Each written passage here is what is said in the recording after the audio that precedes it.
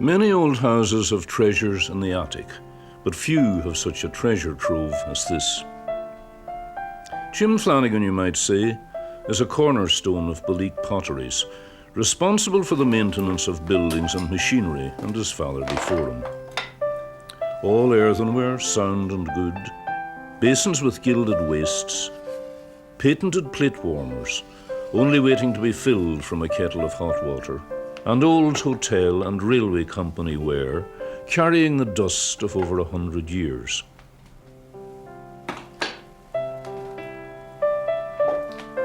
Balleek set up 130 years ago an industry that was also a work of art, and that over all those years provided employment for generations of craftsmen, and that still flourishes, and that is still a matter of national pride. The name of Balleek is known around the world.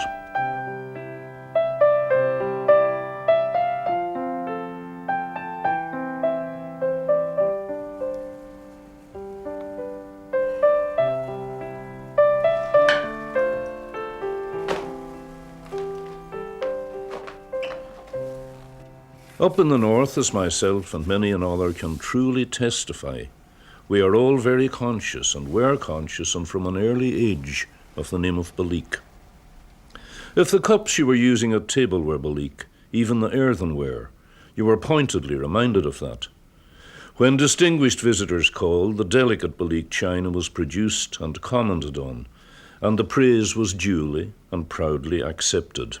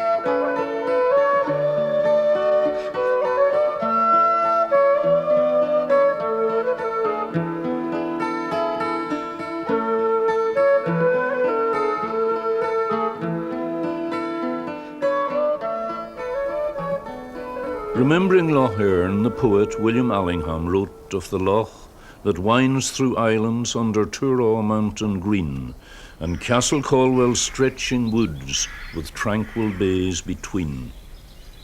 The home of John Caldwell Bloomfield, the last of the Caldwell dynasty, a good and improving landlord, a type not too often found in the Ireland of his time, with a genuine concern for the people of the area who had suffered so cruelly from the famine.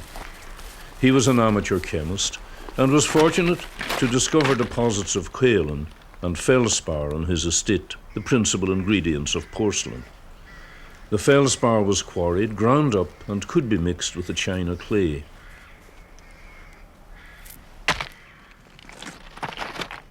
He also had the good fortune to meet Robert Williams Armstrong, an engineer, architect, and ceramic historian. Quite by accident, it is told, when the two of them were browsing around a Dublin antique shop. It was the genius of Armstrong that helped to design the new pottery building and machinery. The mighty Erne, at that time and in that place, one of the most powerful rivers in Europe, that was to supply the power and dictated the site of the pottery at Balleek, in Irish, Béal Liacha, the ford of the flagstone. The pottery finally opened in July 1857, choosing for its trademark wolfhound, harp, and the Devonish round tower.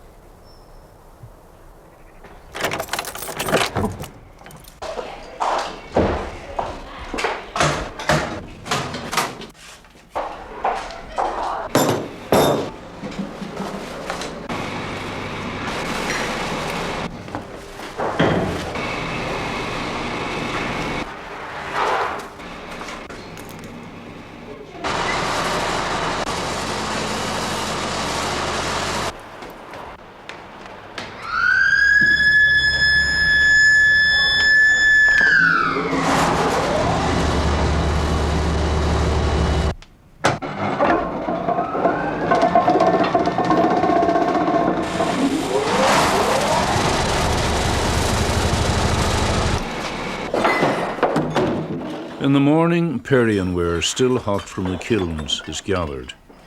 That fine word Parian we owe to the Greek island of Pharos, where in classical times a fine white marble was quarried.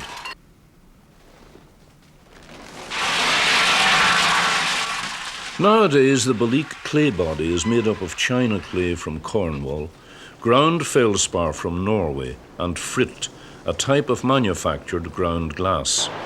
It is added to water and blended for several hours in a huge ball mill, in the same way as flour is added to milk in a pancake mix. The slip, as it is now called, passes through the sieving unit, where lawns hold back lumps of undissolved clay, and over a series of electromagnetic bars which remove particles of iron which would oxidize during the first firing and appear as rusty specks on the china.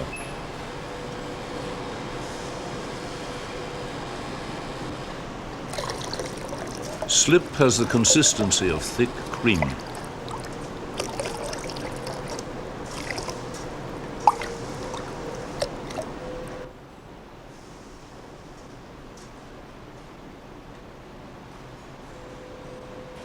The mill room with its heavy machinery is located on the ground floor. Then begins the long hall to the Parian workshops.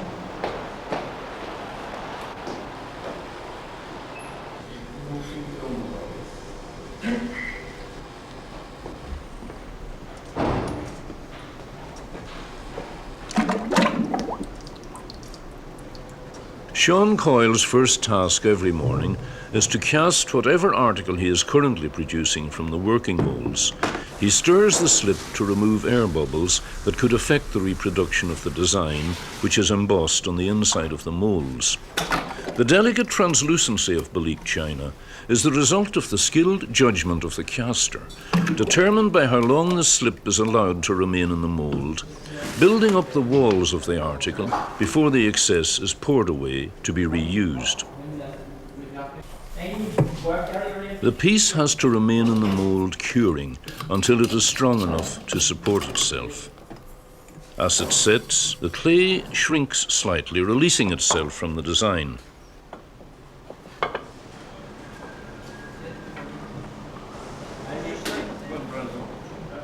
At this stage it is known as greenware and is very, very fragile. This is the body of a teapot.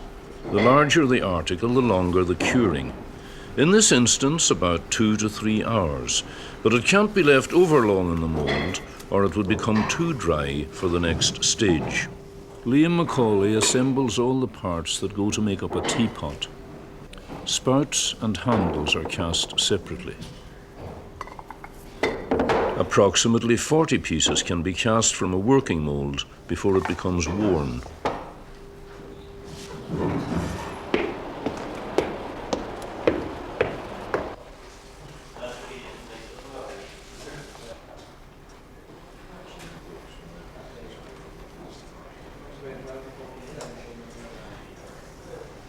Clay selvage is carefully removed where it has overflowed the pattern, but it won't be wasted, as we shall see.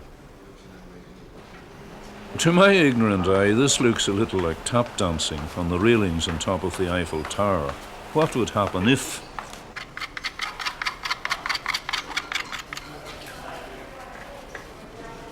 Sean Boyle has worked for 35 years in the pottery. His father was a kiln man in the days of the bottle kilns, when all the ware was coal-fired. The coal was delivered by train right into the pottery yard, on a branch line off the main Enniskillen-Bundoran line. Gussie McGonigal joined the pottery on exactly the same day, the 22nd of June, 1951.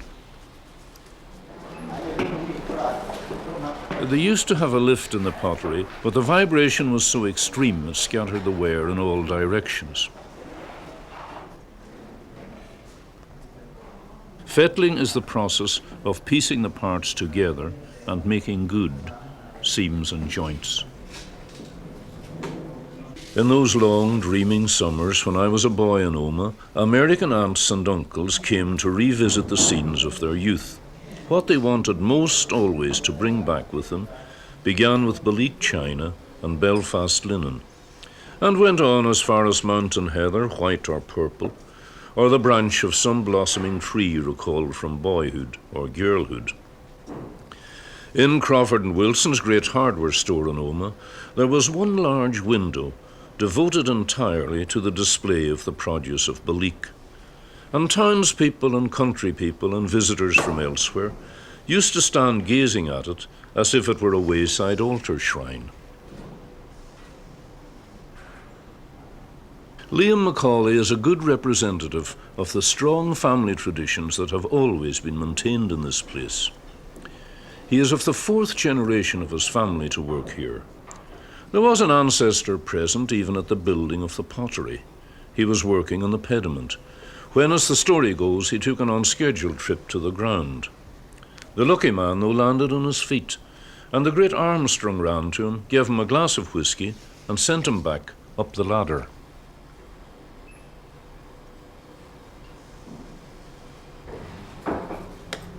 The clay is still damp, and the articles have to be kept that way, or it would not be possible to piece them together. The same slip is used, thickened with common salt, to disguise the joints and stick the pieces together. The way to describe their state is like butter and cheese. They are butter soft, coming out of the moulds, and cheese hard for joining and fettling, the removal of the seams, and the sharpening up of the designs.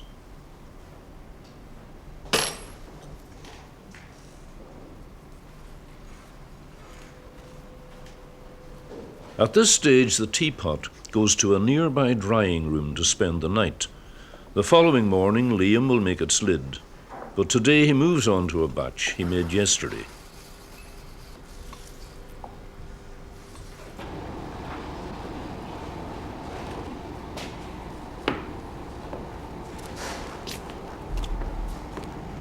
A finished ware is carried to the large drying rooms adjacent to the kilns, or brought to the flouring shop to receive applied decoration. Parian workers are paid by the piece. Liam can, on average, finish 22 teapots a day, and 100 to 110 in a working week.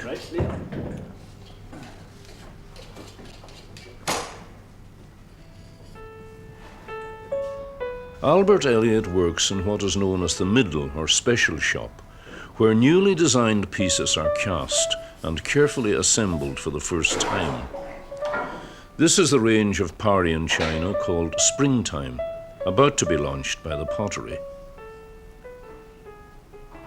It is also in this shop that old pieces, out of production for perhaps 50 years, are reintroduced. These are lithophanes, first designed about 1908. Slip is carefully poured over the surface of the mould.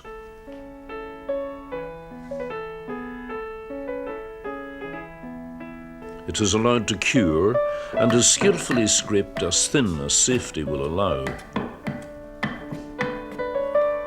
Another weight, and with extreme care, it is blown from the mould.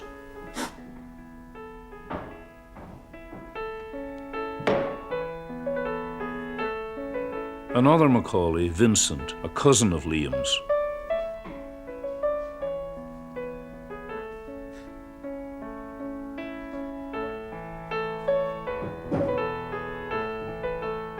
Lithophanes, like stained glass, are designed to be backlit.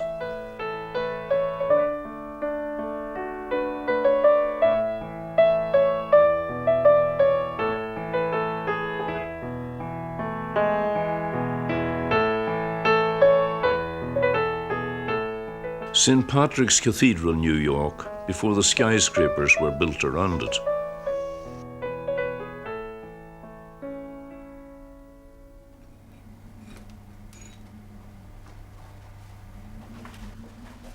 It is here in the design and modelling studio that the work truly begins.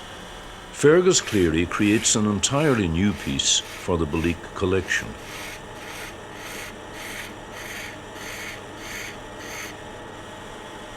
Once it has been designed and drawn on paper, a solid model is made in plaster of Paris. But first the profile is turned on the lath. There has always been a long tradition of fine modellers in the pottery. William Gallimore was the first. A chief modeller at Gosses, Stoke-on-Trent, he was invited to Beleek by Robert Williams Armstrong in 1857. Armstrong also influenced the design of some of the early pieces, and his wife, formerly Annie Langley Nairn, who was a noted watercolourist, with a genuine feeling for nature, is credited with the design of a number of the early botanical and marine subjects, many of which are still produced today by Beleek.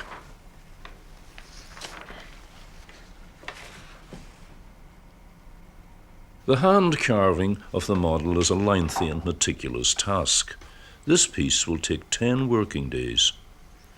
Working from his drawing, Fergus has accurately to reproduce the design in the soft plaster. Fergus's grandfather, James Cleary, was also a modeller.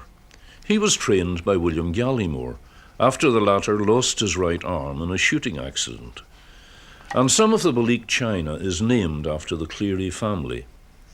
His grandfather went on to become the first Beleek-born manager in 1884. His brother Edward Cleary succeeded him in 1900.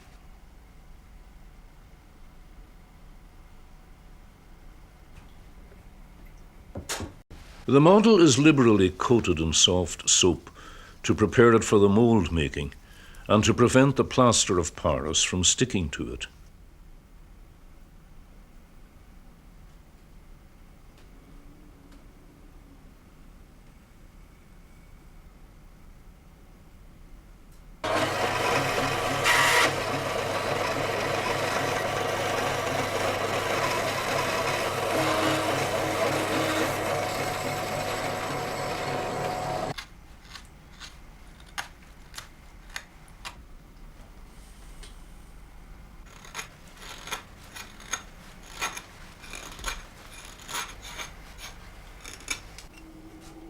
A template is made to form an accurate division between the two halves of the mould and will act as a shuttering to contain the plaster.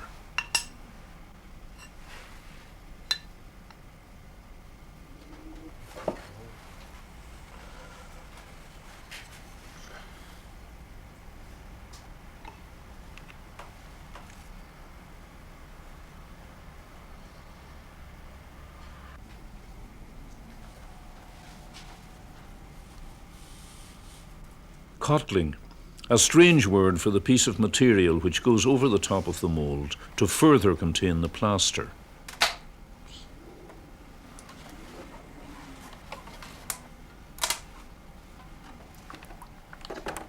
Once mixed, the plaster of Paris must be used quickly. It sets hard in a matter of minutes.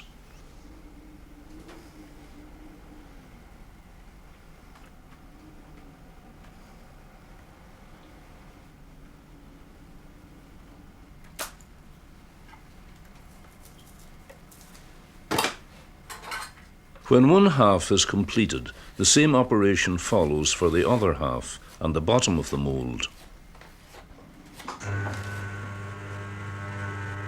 Now the hard edges have to be removed from the mould to make it a pleasing shape and good to handle.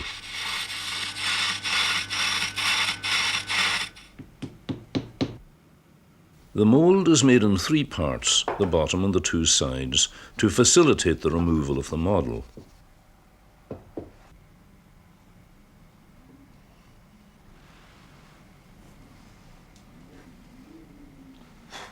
This is the master mould, which carries the negative image from the model on the inside.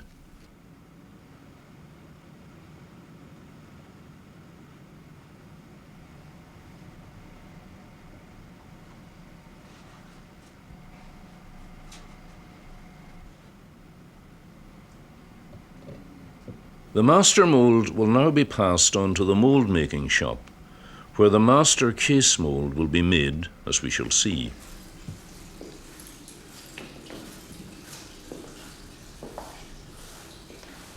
The first trial piece out of the working mould, with additional piercing by Fergus.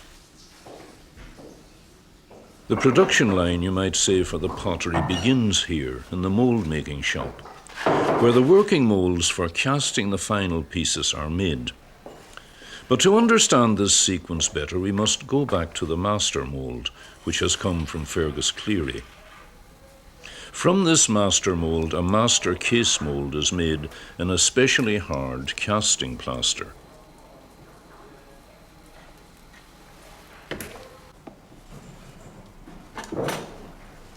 The master mould is the white uppermost section.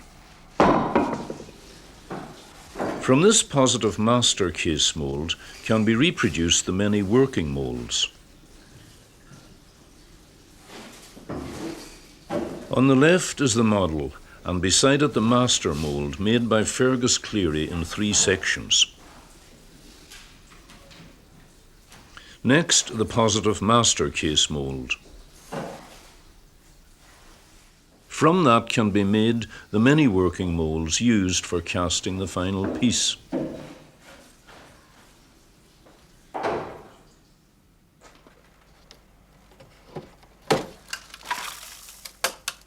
Perhaps it is not fully realised what a diverse range of ware Belecke has produced over the years, from the finest porcelain to common ware, even to telephone insulators. These fine old copper plates now, which have recently come to light, were used to transfer the design onto earthenware by means of lithography. The plates were coated in mineral paint, placed in a mangle press, the design transferred onto paper and to the ware, which was glazed and fired.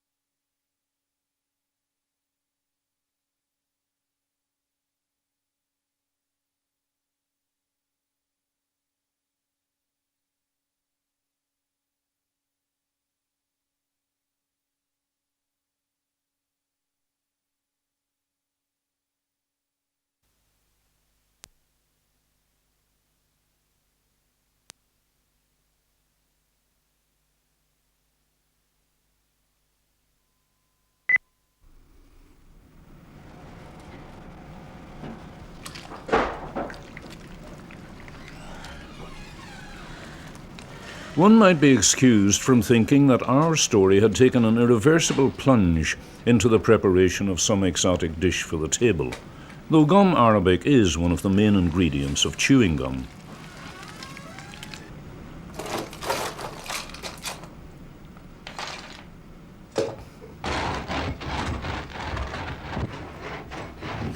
Nonetheless, Joe Leonard knows the ingredients are refined and pure, Parian scraps saved from the Fettler's bench.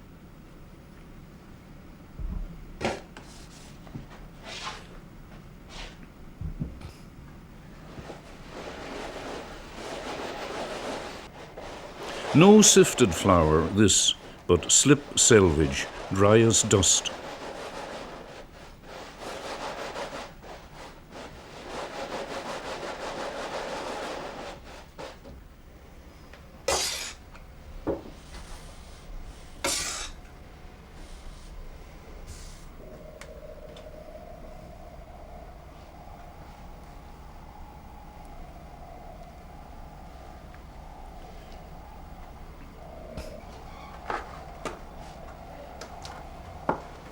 Gum arabic, by the way, is the product of an African tree, Acacia senegal.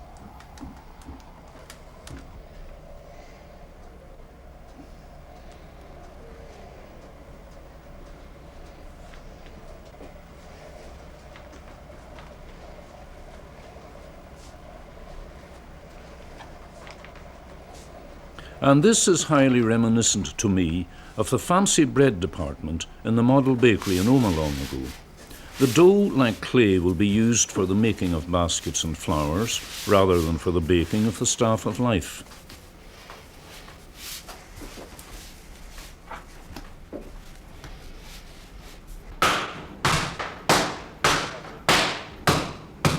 The clay gets a cudgelling with oaken beakers to drive out the disruptive air bubbles.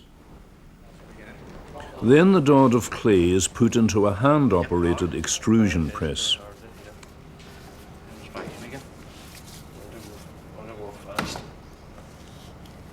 This is the last one, isn't it? Yeah. I thought it was a bit faster, isn't it? Yeah.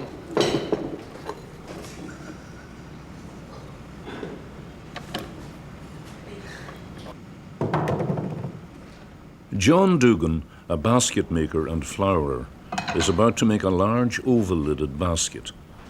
The spaghetti-like strands or rods from the extrusion press supply his raw material.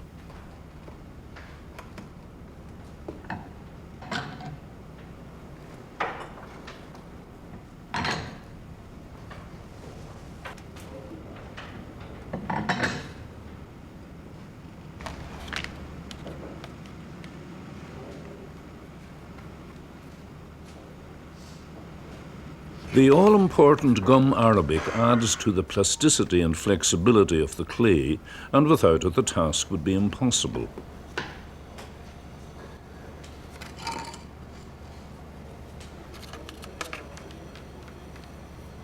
William Henschel is credited with introducing basket and flower making to Ballique.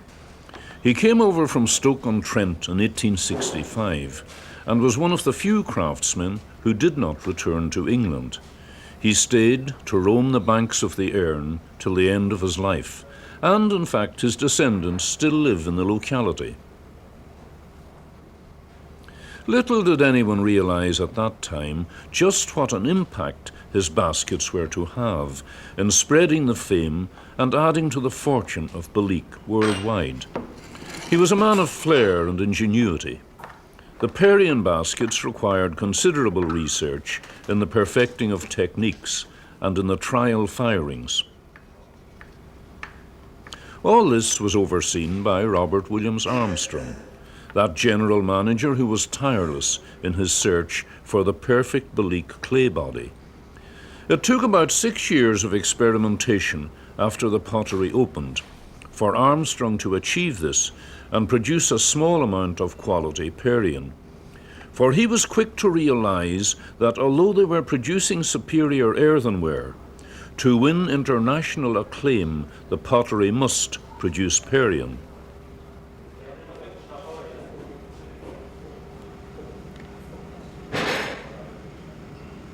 The adhesive is the same clay slip, thickened with salt, with water added, that was used by the fettlers in the Perrion workshop.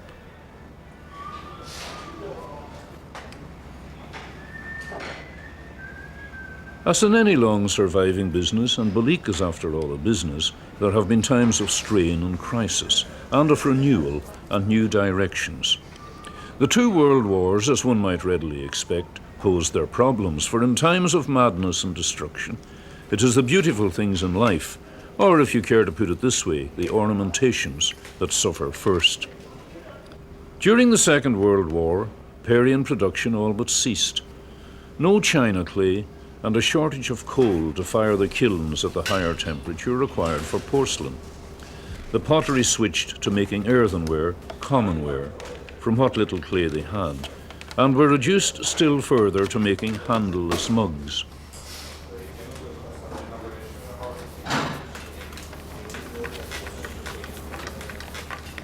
Vincent Macaulay tells of the threepenny bit sale that took place in the pottery in the late 1930s under the shadow of another war. For threepence apiece, He says you could take away as much china as you could carry. It was open to everyone, and people in the locality for years and years had so much china they didn't know what to do with it. They even took it out and buried it. And he says, I've seen it myself, broken to make wee path roads into the houses.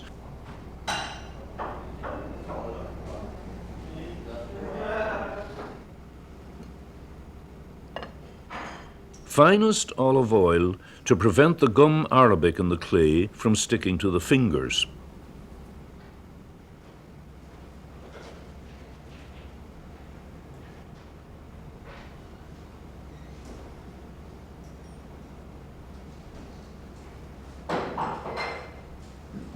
The craftsmen make all their own tools from a variety of items, a 6-inch nail, the handle of a spoon, and even the stay of an old corset.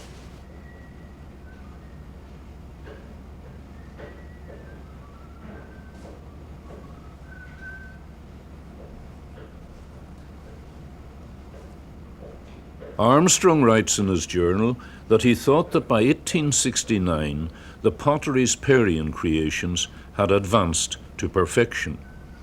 And Queen Victoria, or whoever looked after those things for her, wanted them, and the Prince of Wales, and the Duke of Abercorn, who was and is a good local man, and the Earls of Arran and Erne and Enniskillen, and not unnaturally many others followed suit. And Queen Victoria presented a tea service to the German royal family, and I have heard it said that there is Balik china in the Kremlin. It must have got there in the days of the Tsars, for I never did hear that Lenin was much given to Parian.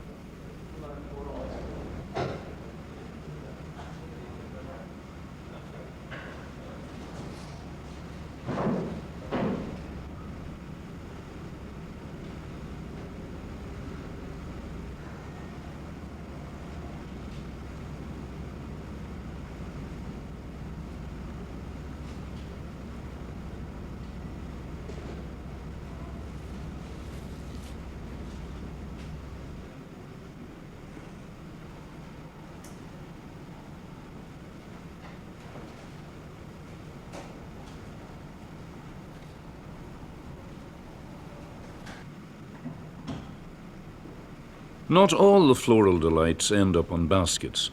They are also laid on selected cast pieces.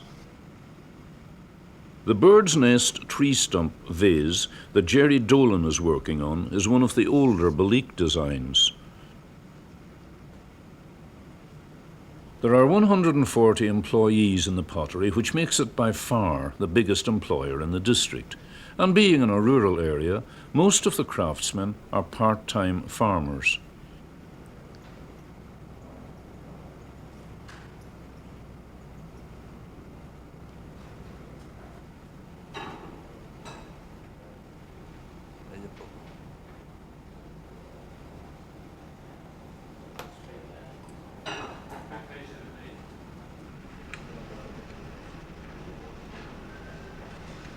The base of the basket has now spent a night in the drying room and is strong enough to support itself.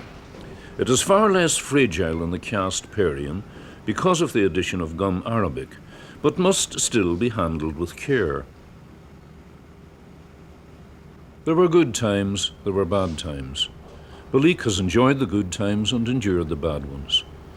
In the hungry 30s, the workers suffered. A single horse cart of turf fetched 5 shillings in Ballyshannon, twice as much as 2 weeks' wages in the pottery, and that's only 25 pence today. In 1946, an important event took place.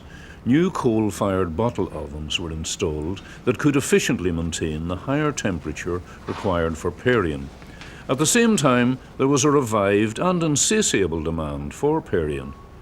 Earthenware production ceased, and the pottery was to concentrate on the more lucrative Parian china, and has done so ever since. John Dugan is here in Balik for just over 10 years. 5 of that as an apprentice, and he says he is still learning. He's unusual, you might say, in that he's the first and only member to work here. 10 years of carefully creating these elegant baskets. His father carried the post in the neighbourhood. In 5 working days, John can make 2 large oval baskets, working from one to the other according to the state of the clay. That's a lot of baskets in 10 years.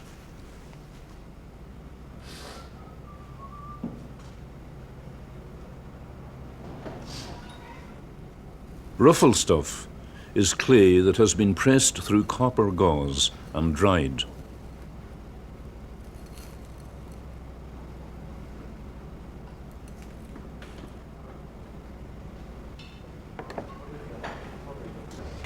This minute mould for casting the leaves of the roses is also made by John from powdered sulphur added to hot water to form a paste and made into a mould.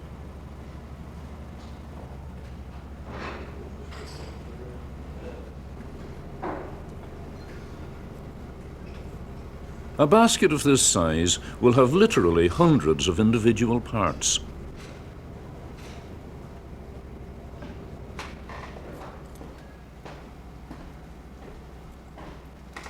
The larger flowers with delicate stems are dried before laying on.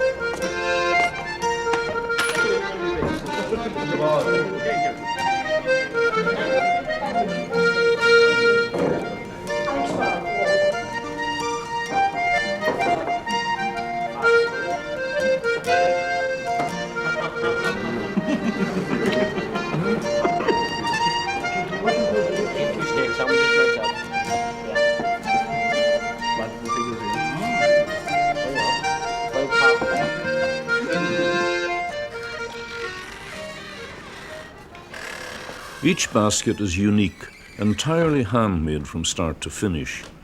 Each one will carry its own individual and registered number. This, with a record of the date of its completion, will be kept in the Belik Pottery files. John Keown is serving his 5 years apprenticeship to the craft, and this is one of his tasks. He will also spend time making flowers.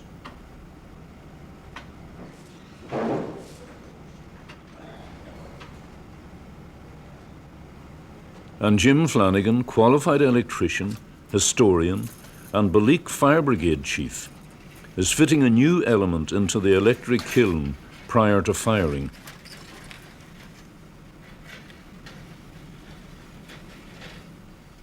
Tremendous care and attention is paid to the preparation of the baskets for the first biscuit firing. They are placed in a saggar made from fire clay and surrounded by carborundum grit. Sand supports the bigger baskets. The grit and sand are refractory materials. Their melting point is high. They will help to maintain a constant temperature around the basket during and after firing and will not stick to the period. A hollow unfired plug made from period slip and fine clay supports the lid. Special fiberglass supports the delicate handles.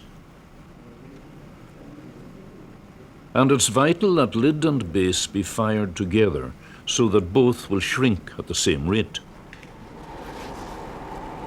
Alumina powder will prevent a period cup from sticking to its ring during firing. Harps get the same treatment. The saggar or outer shield protects the article from a sudden blast of cold air when the kiln is opened. That would cause it to become dunted or cracked. Larger items, such as the baskets, are carefully placed in the center of the truck, where the kiln temperature will be most uniform. The articles, though white, are still technically referred to as greenware before firing.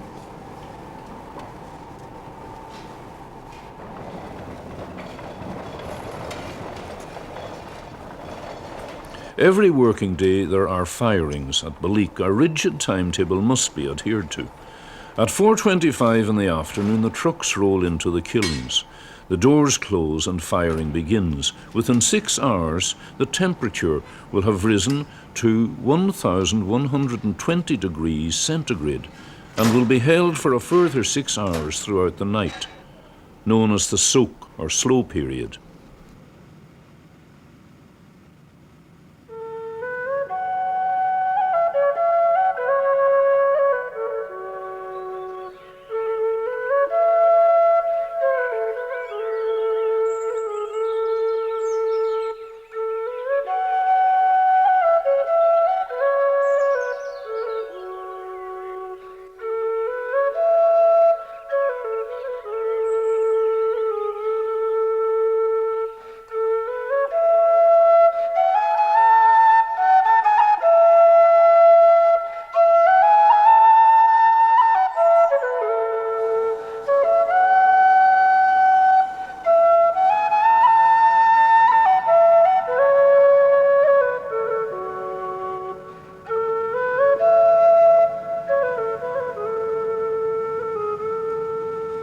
The following morning, Vincent Dolan, in charge of the firing, opens the damper to release the heat. This will gradually bring down the temperature. Now the door can be cracked, that is, opened fractionally. A sudden rush of cold air could fracture the ware, could indeed cause havoc. The total firing takes 12 hours, and the ware must be allowed time to cool before it can be handled. After the first firing, it is known as biscuit ware, because of its pale, biscuity colour. It will have contracted by as much as 40%. The baskets are brought away then for a minute and thorough inspection.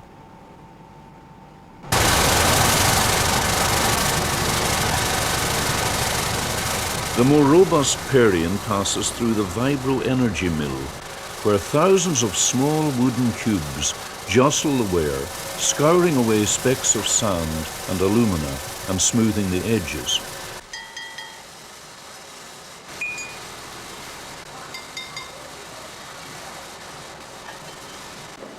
Quality control down to the most minute detail is close to the heart of Balik policy, as are also the two words, no seconds.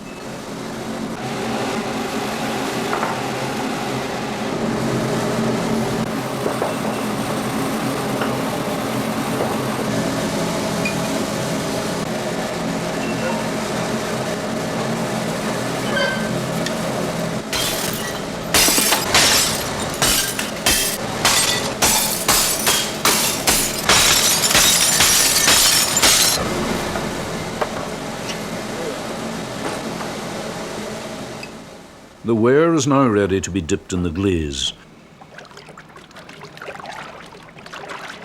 The beautiful blue colour comes from a vegetable dye added purely to show up any missed areas. The excess has to be thoroughly shaken or blown off. Too much glaze could cause an unwanted greenish tinge to be present in the glaze and possible crazing after the second firing.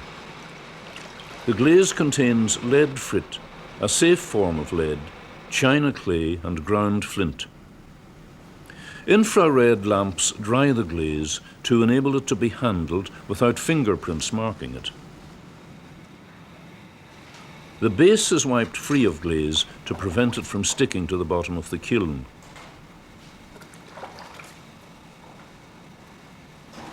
The ware is carried to the kiln room where the glossed firing takes place. This will impart the exquisite pearly sheen so characteristic of Balik Perrien china.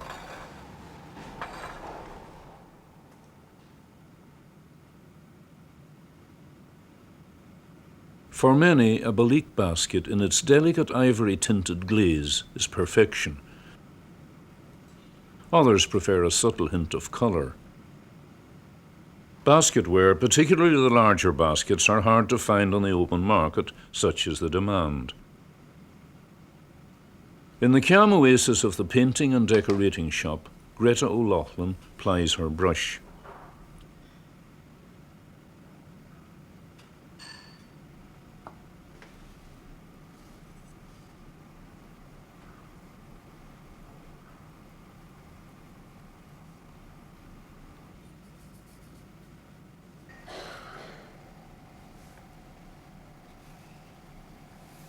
the famous trademark, without which none is genuine.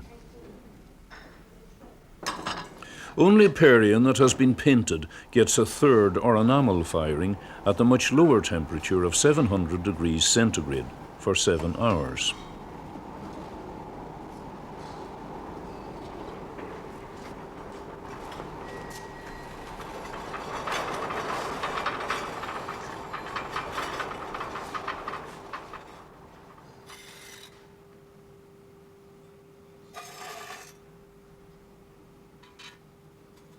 John Dugan follows his creation all the way through. He says, "I get a great sense of relief and satisfaction when I see it come out of the kiln and everything is okay, the least wee mark on it, and it has to be broken."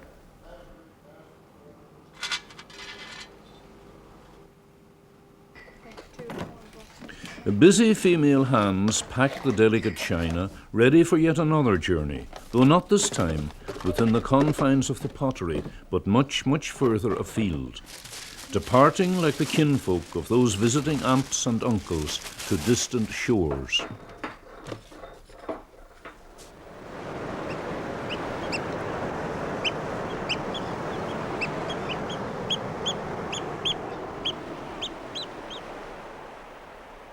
The sea at its own craftsmanship, the sea that so much inspired Annie Langley Nairn.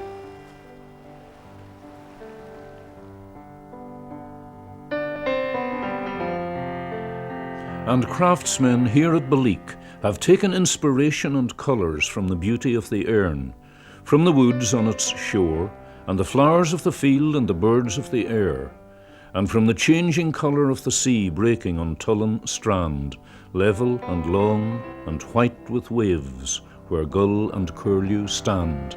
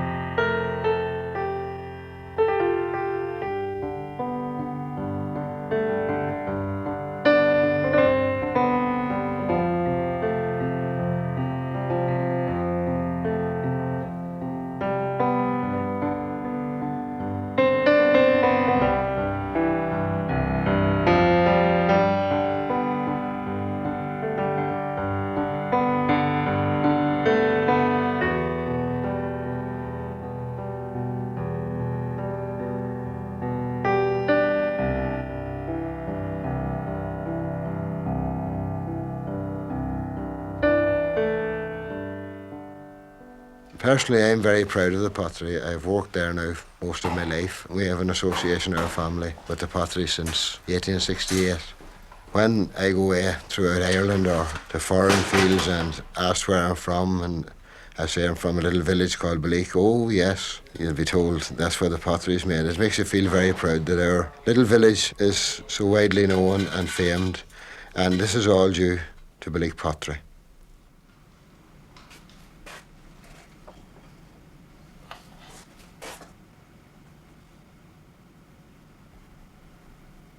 My family have been involved with Beleek for over 100 years. I have a great sense of history of the place, and then also with my particular job as a modeller here, I occasionally come across pieces that my own grandfather has modelled, and I wonder what way he would have gone about it.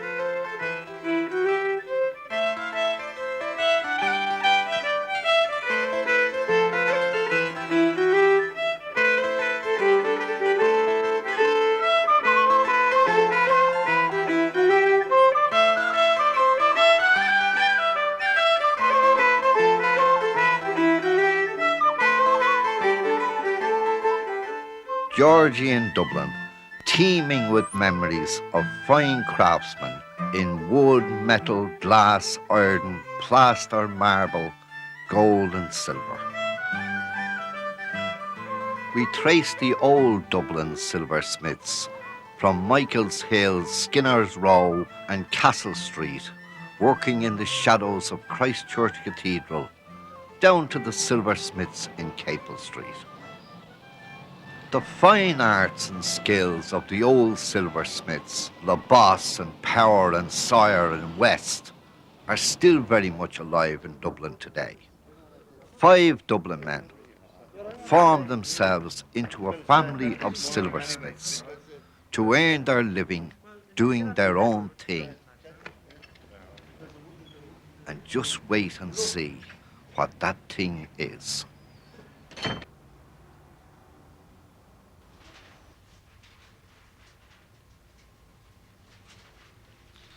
That's the designer and chaser, Tom Sharkey. Tom is designing a silver kettle, but it's really all teamwork, as everyone has a great interest in the other's job. What do you think? It looks a bit better now than the last one we done, doesn't it? More the proportion. Now, the castings on the job will be this entire piece here, 4 of those, the arm here, right, the finial, and the spout, which will be in 2 halves as normal, but they won't. They'll be solid. Yeah. And what about up here, Tommy? Is the handle going to fit into this, will it? Yeah, yeah. Well, now, the original one of these was supposed to break there We're doing away with that swivel as we at the bottom of the agreed, right? casting, yeah. Yeah. You're going to make this just one solid part, one That's solid right. You can piece. swing, because Yeah, you can spring there's- the handle into it. Yeah. See? There you are. This will have to be, of course, heavy gauge, as you were saying, John. The silver bullion is kept in the safe.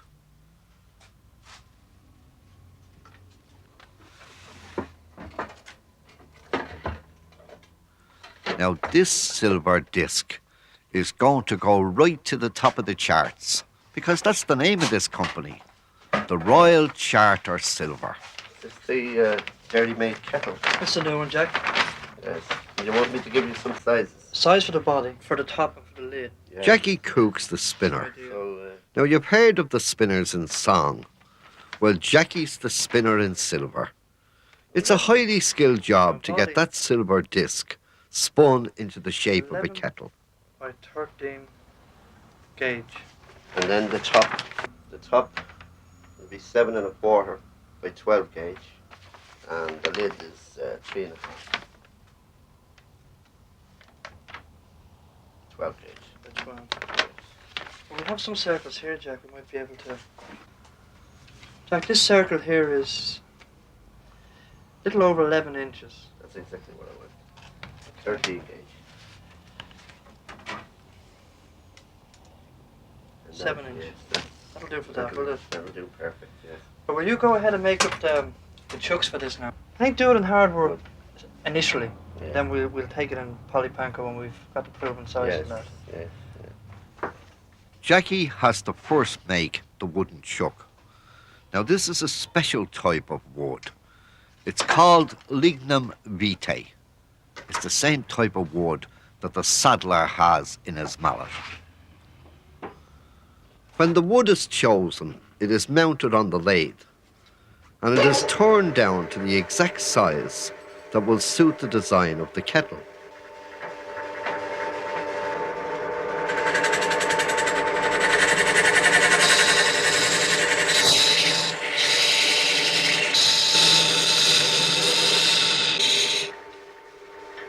The wooden chuck is now nearly the exact shape that Jackie requires, and all it needs now is a rub down with a piece of emery paper.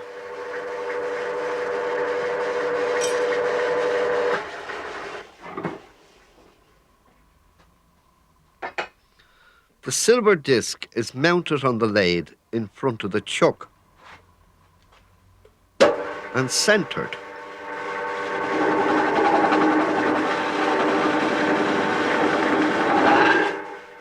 Jackie applies a drop of oil to allow the special chisel with a rounded end to glide across the silver.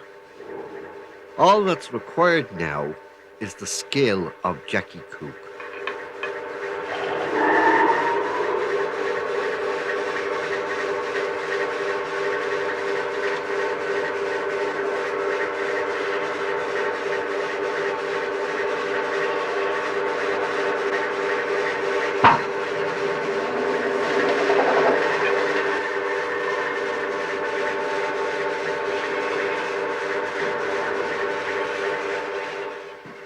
If Jackie continued to spin the silver non-stop, it would become very hard and brittle and could crack.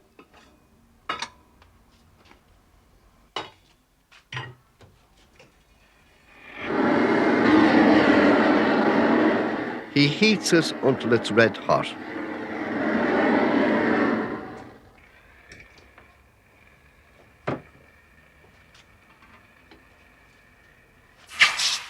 Dipped in cold water.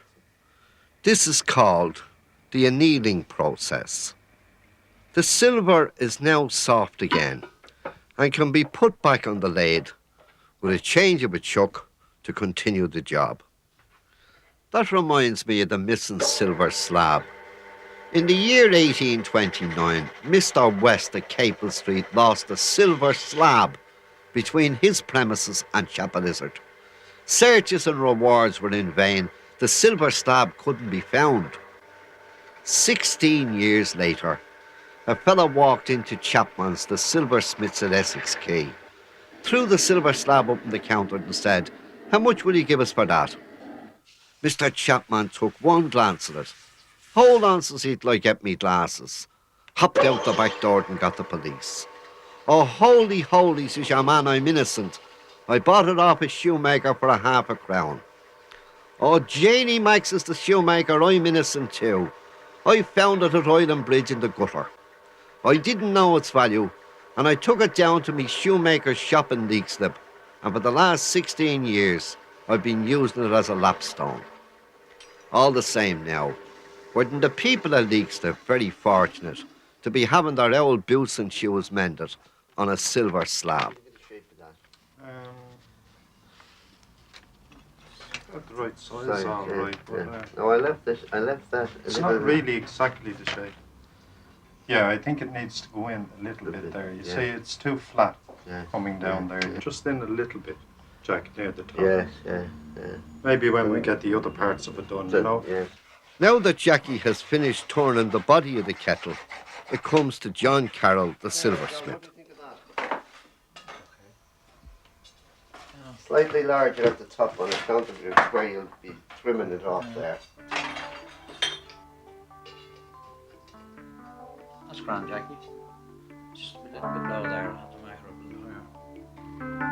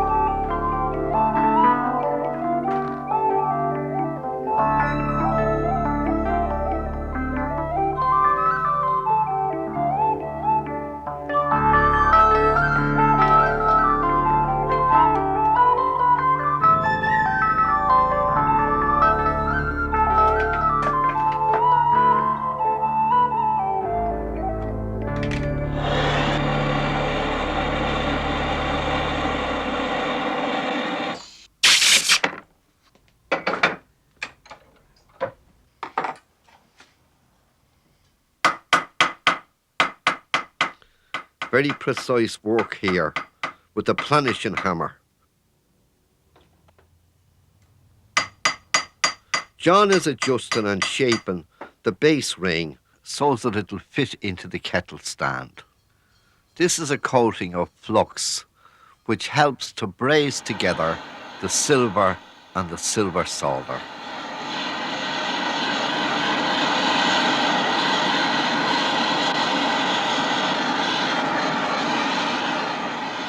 Tom Sharkey is melting wax in order to cast a pattern.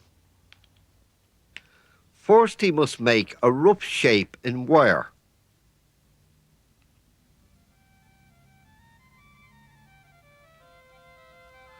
This will be one of the 3 supporting feet of the kettle stand, which is in the shape of a lion's head.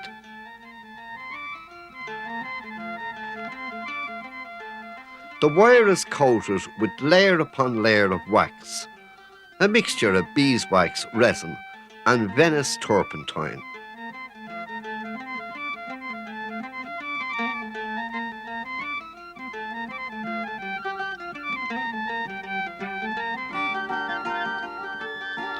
He carves the design of the lion's features from the wax using a modelling tool.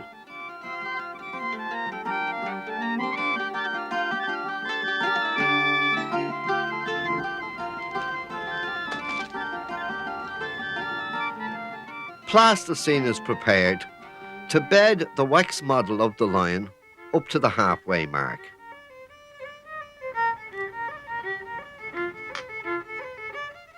A shutter in a cardboard is placed around the plasticine to contain the plaster of Paris.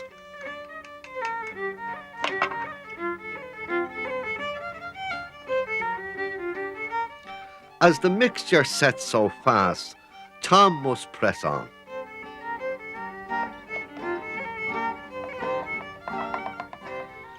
In a matter of minutes, it has set, and the plasticine can be removed.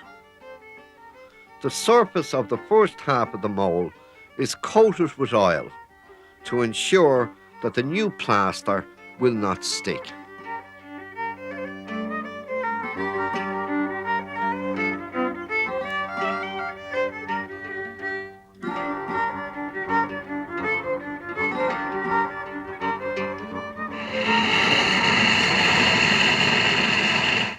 Molten pewter will be used to fill the mould.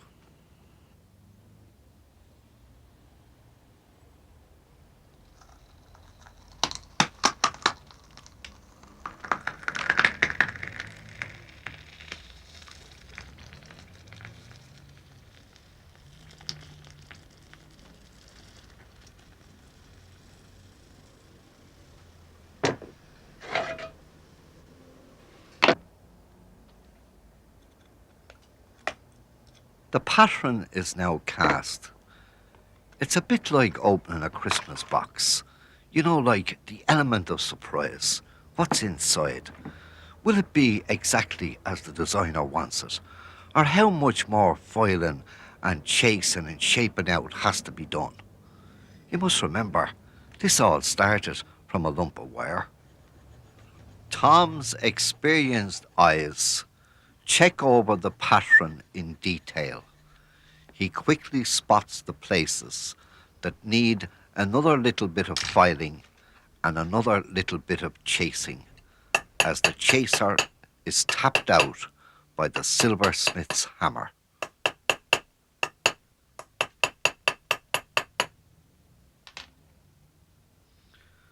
When the pattern meets the designer's eye, it then goes on to be cast in silver in whatever quantity is required.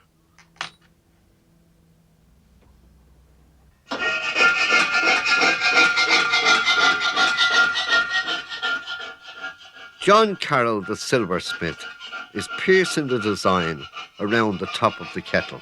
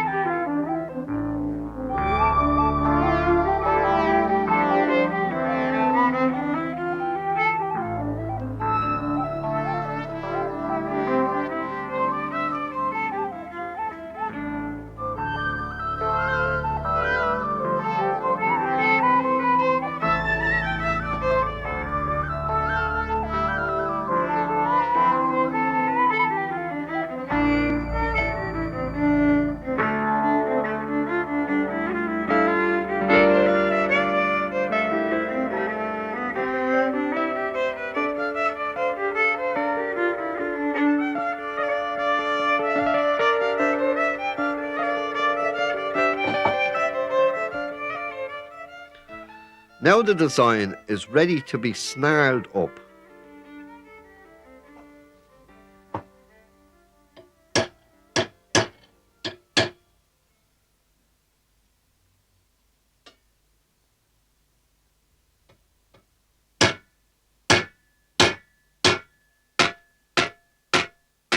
This is known as the repousse method, from the French, but it was first introduced to Ireland by an Irishman, John Sherwin Jr., and for it and other designs for silver, he received the freedom of the Goldsmiths Guild of Dublin, which was granted to him in the year 1812.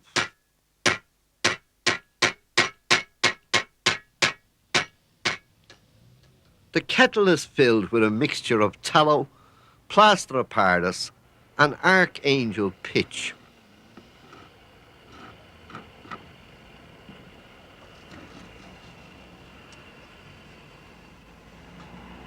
This is to give support to the silver while the chaser is working on the design, and to ensure that the silver will not cave in.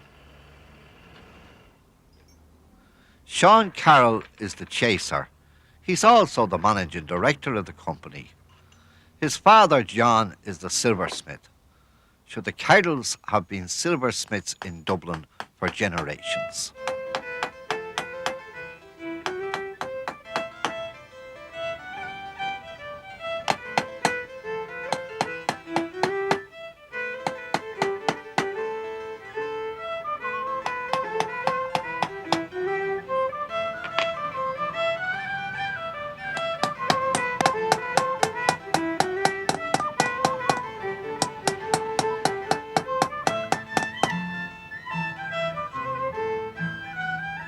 You know, this kettle is going to be a masterpiece. But sure, wasn't it the silversmiths that gave us the word masterpiece? A boy had to serve 7 years to the trade. And at the end of the 7 years, he had to design and chase a piece of silver. And that had to be brought to the master of the Silversmiths Trade Guild to be passed. And if it was passed, he qualified as a silversmith. So the piece became known as the Master's Piece.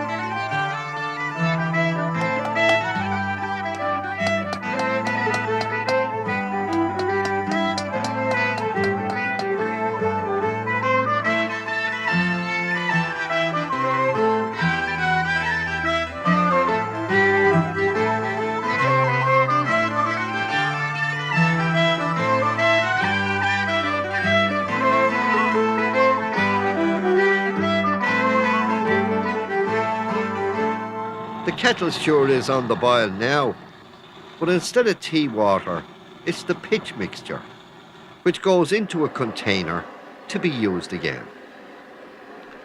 John burns off the carbon in preparation for the final assembly of the kettle. The next stage is the brazing of the lion's feet onto the kettle stand.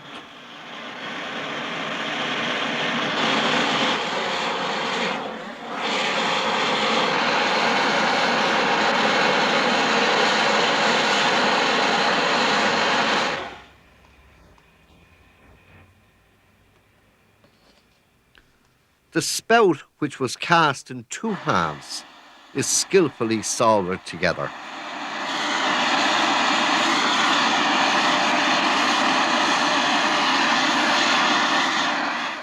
The temperature has to be just right. Too hot and it will melt the silver. Do you know, it's nearly a miracle to see silversmiths working in Dublin today. because after the Act of Union in 1800, the English silversmiths were allowed to assemble their English products, send them over to Dublin and have them hallmarked in Dublin and then sell them abroad as Irish manufacture.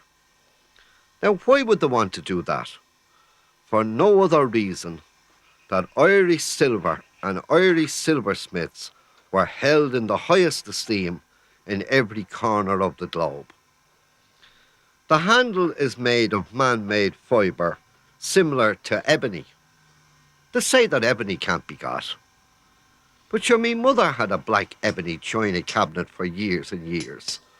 I'd say that'd be worth a fair few bob today if we could find it, or if we knew who she gave it to.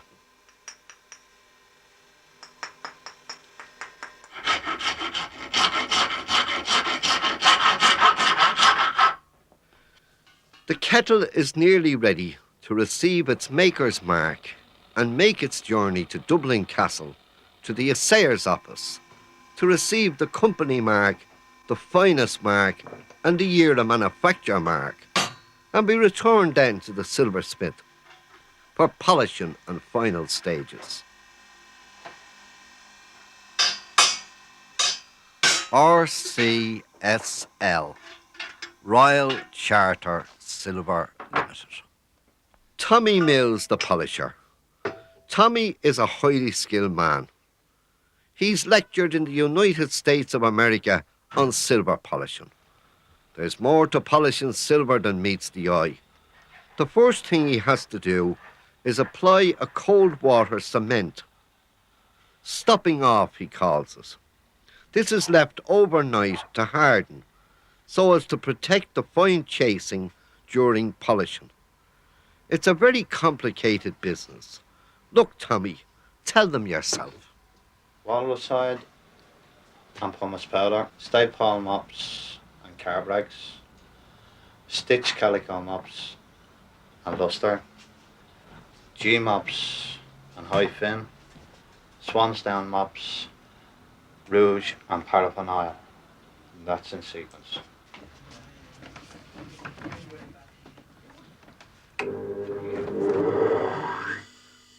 The pumice powder and walrus hide buff is for rough polishing, but you have to take it easy. You have to know what you're doing. Next, the grease mopping with heavy calico mops and a luster compound. Then it's the semi-finish.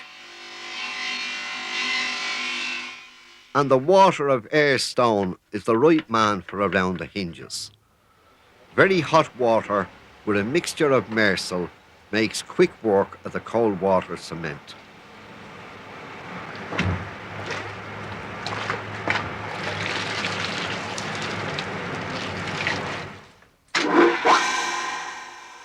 It's now coming to the final stages with a rub down of Swan's Down mop, Radio Rouge and paraffin oil.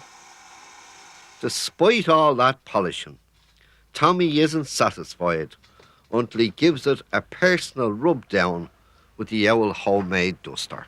How's it going, Tom? Finished? Finished now, John. Yeah. Just Looks fairly well, doesn't it? I thought, yeah. I'll tell you what. I'll tell you what you can do anyway. As soon as I put it together, you can, I can give it a rub up later on. yeah.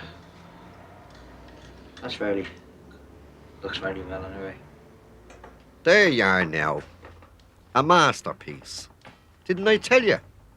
And you thought that silver craftsmanship was dead in Dublin.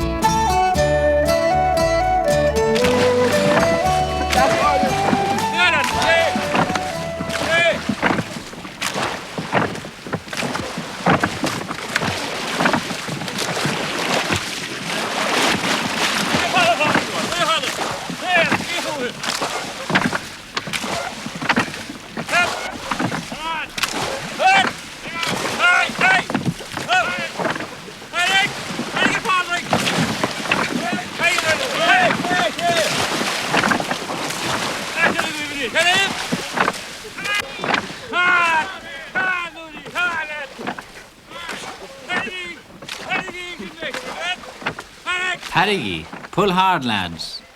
The Kerry Curragh, 1977. The Boyne Curragh, 1937. This valuable archive film shows the construction of one of the last surviving examples of the Irish River Curragh at Oldbridge on the River Boyne, 30 miles north of Dublin.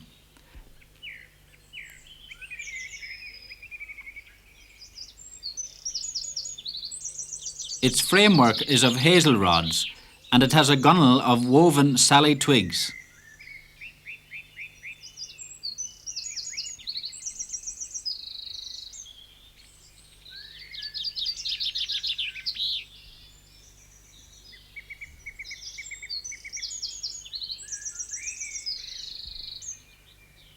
A single ox hide covered the frame, which may have helped to dictate its shape. Such a curragh ein sheche is mentioned in early Irish literature. There are similar coracles to be found on the rivers of South Wales today, but the netting of salmon in fresh water, which became illegal in Ireland in 1948, sounded the death knell of the Boyne Curragh.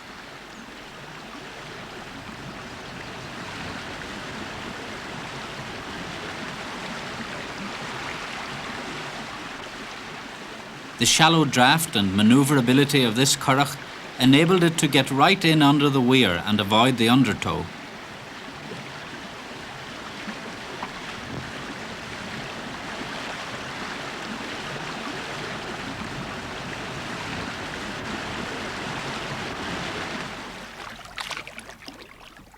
This sea curragh, which is found only in Donegal in the northwest of Ireland, is remarkably similar to the Boyne curragh, and is the last traditional craft in Ireland to use the paddle.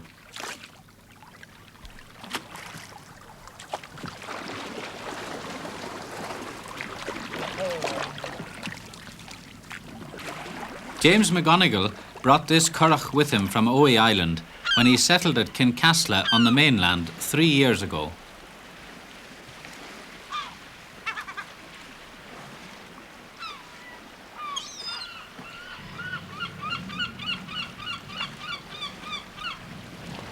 An old saying has it that a curragh is a man's load.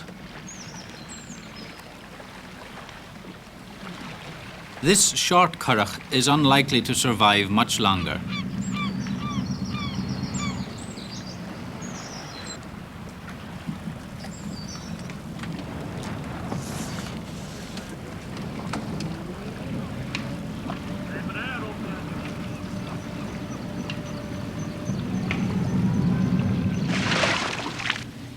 A larger rowing curragh, measuring up to 20 feet, also survives in North Donegal.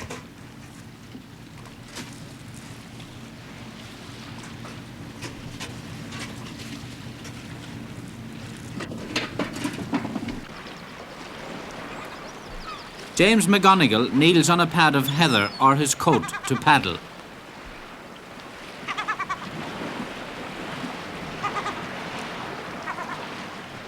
The small curragh is the ideal craft for hauling lobster pots, which have to be set as close as possible to the rocks. In the last century, it was made of hazel rods covered by ox hide, horse hide, or even sealskin, somewhat like the Boyne curragh. Now, however, the framework is of oak laths with a gunwale also of wood and a covering of tarred canvas. A bottle of holy water is always carried to ward off disaster.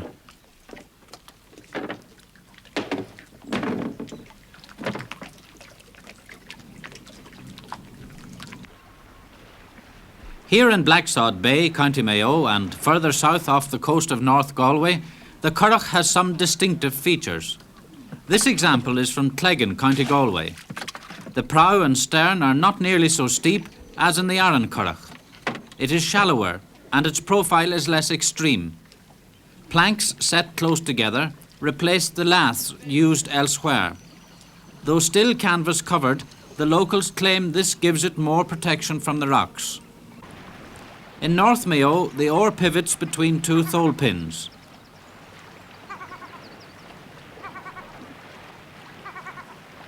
From Achill all the way to Kerry, curraghs have a double gunwale.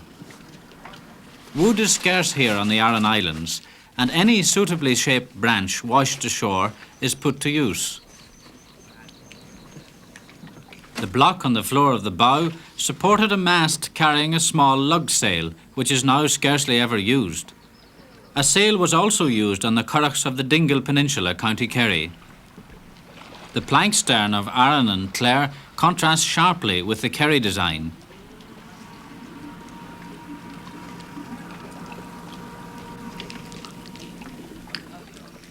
These bladeless oars, pivoting on a single thole pin, have their only parallel outside Ireland in Portugal and Madeira.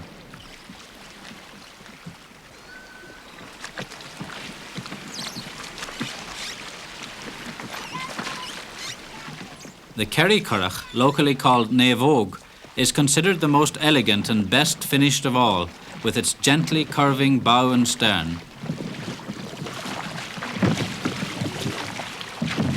The men of Dooneen, County Kerry, show how an expert handles these long oars, keeping one hand slightly ahead of the other because of the overlapping grips.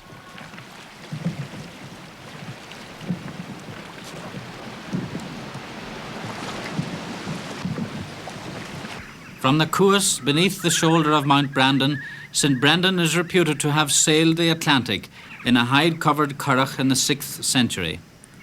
The craft of curragh making is still carried on in the village of Ballinvoorig nearby.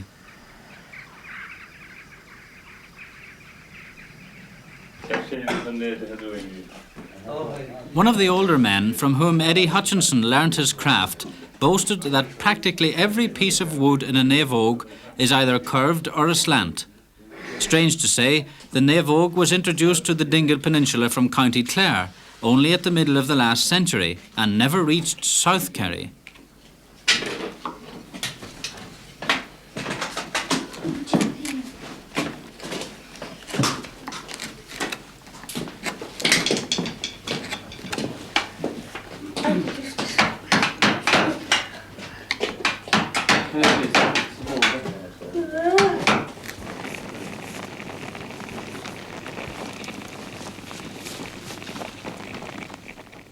The 4 lengths of white deal for the bow gunnels are steamed and placed around a mould to give them the necessary curve. Their brown colour was produced by the tannin from the oak ribs, also in the steamer.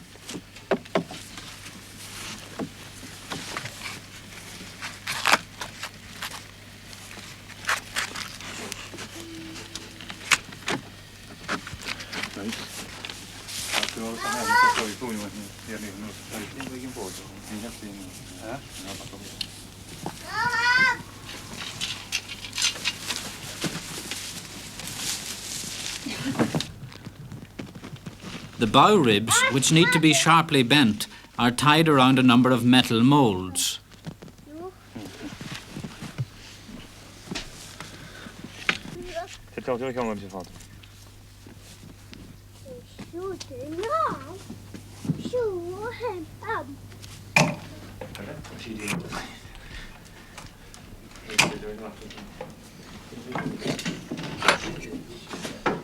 The Naomh Óg had its heyday during the 2 World Wars. In 1942, there were 60 Naomh Ógs fishing out of the Cuas, and a night's catch might total 4,000 mackerel, and there was a ready market for them. Young Tom Hutchinson may yet be a champion oarsman like his father. At least he'll be able to build himself a Naomh Óg. The lower gunwale is laid down first. The thwarts, called tuchty in this Irish-speaking area, with a knee of aroko attached, are screwed onto it. This word tuchta, like many other boating terms, was borrowed from the Vikings who settled in Ireland. This particular Naomh Óg is a small 2-seater.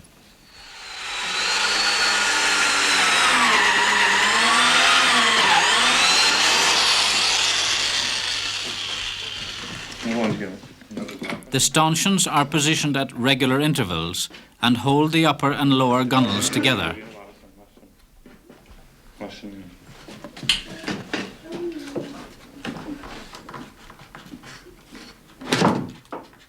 There is a great community spirit here and lots of willing helpers.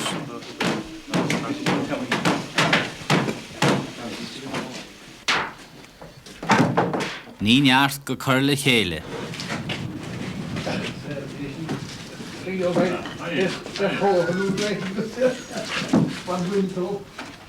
For a number of years now, even the longer Naavogue has a narrower beam and lower gunwale than formerly, in order to make it more suitable for racing in local regattas.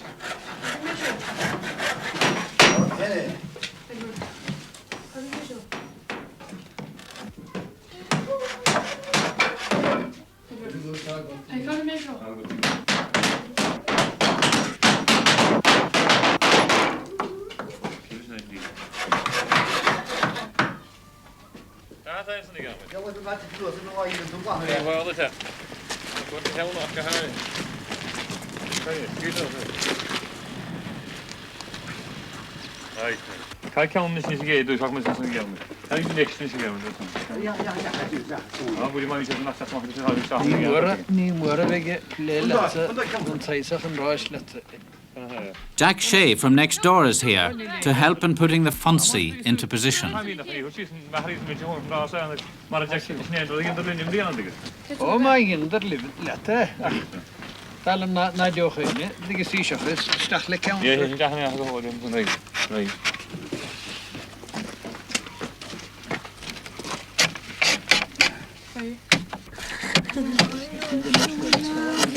couple of branches.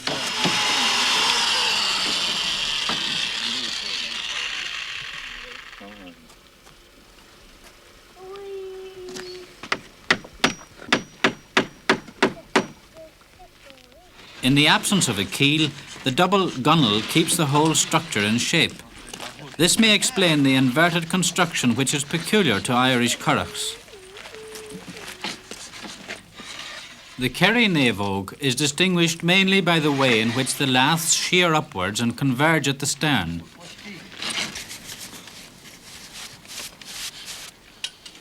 Eddie's wife Hannah makes her contribution by painting on the Kerry colours instead of the customary green and red lead.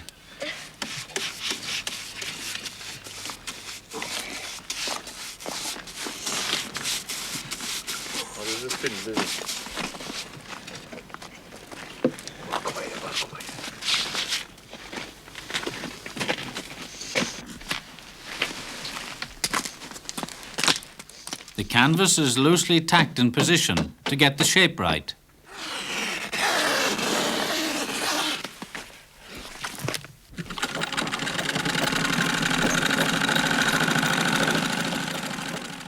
Mary, a helpful neighbour, sews it together. We're doing all right. Fine. We put it on the second time, which is all right. I should speak to you yesterday. Oh, did you? When in position, the canvas gets 2 coats of boiling tar. To carry out repairs, one simply fires the damaged surface so that the tar softens. A strip of canvas, or the tail of one's shirt in an emergency, is then stuck on. A simple case of burning one's boats. Noel Cummins, himself a Naavogue builder from Castle Gregory, pays an unexpected visit.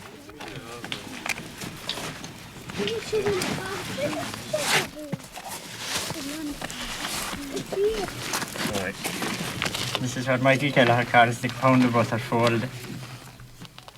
Talking of butter, St. Brendan is reported to have taken a quantity along with him to dress the hides he might need for repairs to his curragh.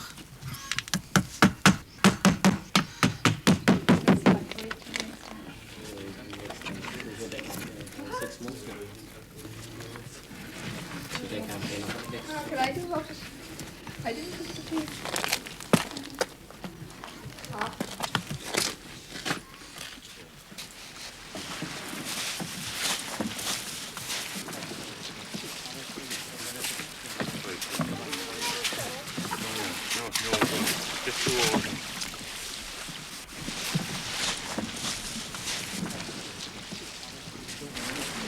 Right, okay.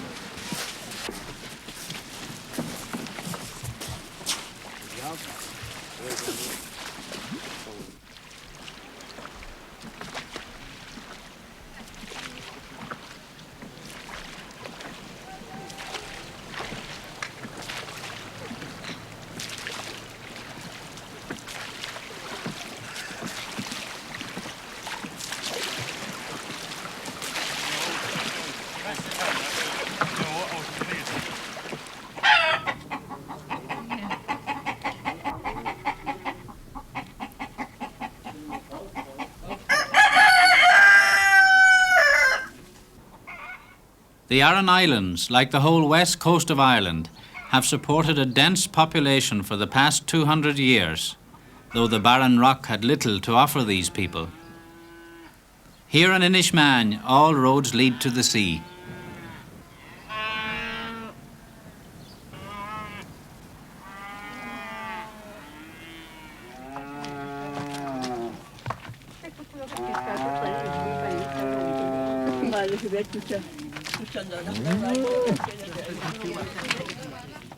Isolation has ensured the survival of many elements of traditional life here, though an airstrip has recently been constructed.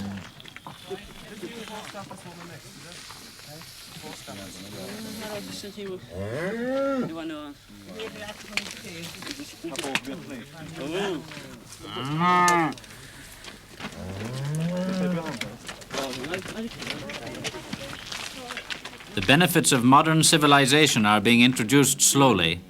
The services of the vet are particularly welcome. 75354 DK. 75354 DK, right? Other two here, right? Yeah. Did I can't care that? That's a sugar. 75354.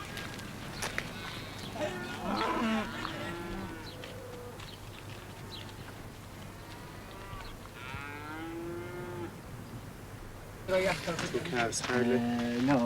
85. Yeah. They are fine.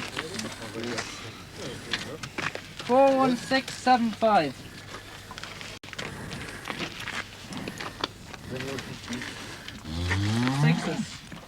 On Inishmaan, the Curragh is far from being the pleasure boat it has become in Kerry. The life of this island community is still centred on it.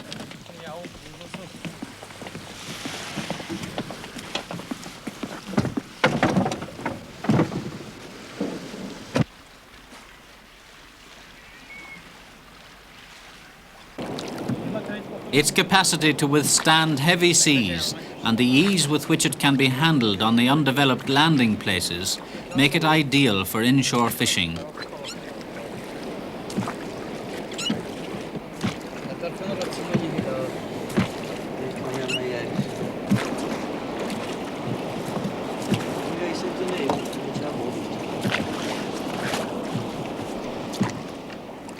The outboard motor is no stranger to the Curragh.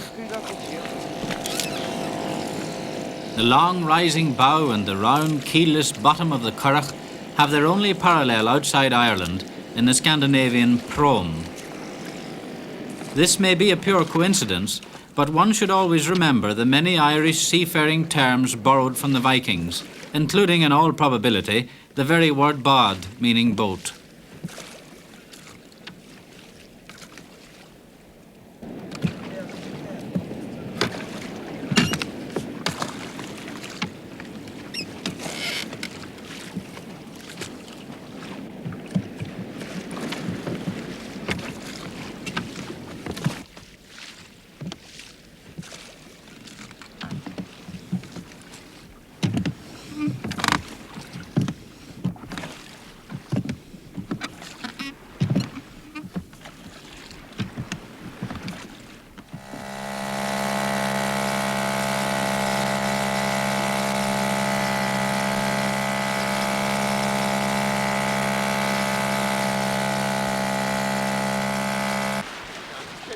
Today, the slipway is the focal point on the island.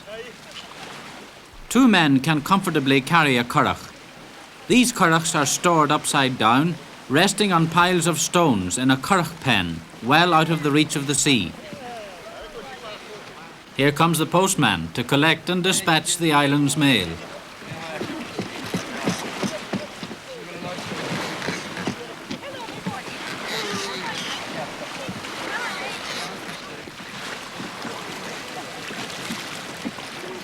The fact that the curragh does not have a keel means that its bottom has practically no grip on the surface of the sea, and there is therefore little friction. This is a big advantage in stormy weather, when the curragh, being naturally very buoyant and riding high, can be spun easily into the path of oncoming waves. If the seas are really big, The oarsmen stop pulling just before reaching the crest of a wave.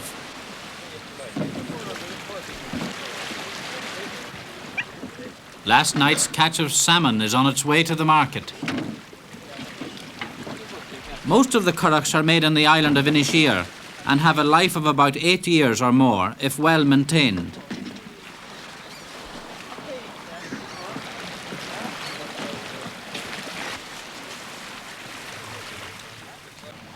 The Nivéana is the island's lifeline to Galway on the mainland, ferrying as it does both passengers and merchandise.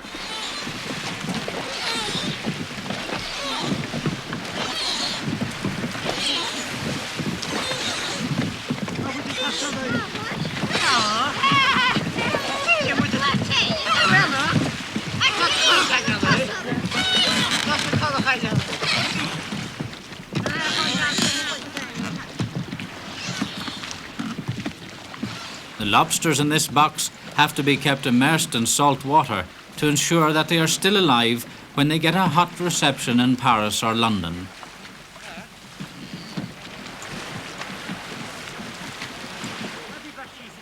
The Nivéana has to anchor some distance offshore as the sea is too shallow for her to stand in closer. This is where the currach really comes into its own. Today it is calm, but it can be a tricky and difficult task getting passengers and cargo off the boat. In a heavy swell, there is always the danger of catching the gunwale or thole pin of the currach under the rubbing strake, which surrounds the Nivéana, and so capsizing. Except for smaller items, which the plane can now carry, everything else has to come by ship. The carrying capacity of the currach is enormous, and a load of 2 tons is not exceptional.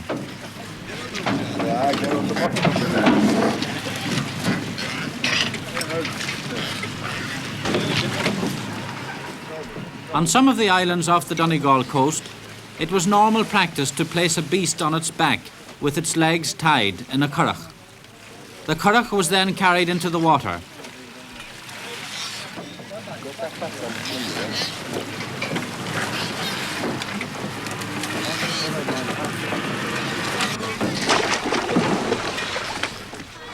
Here in Inishmaan and Inisheer, the stock has to swim for it.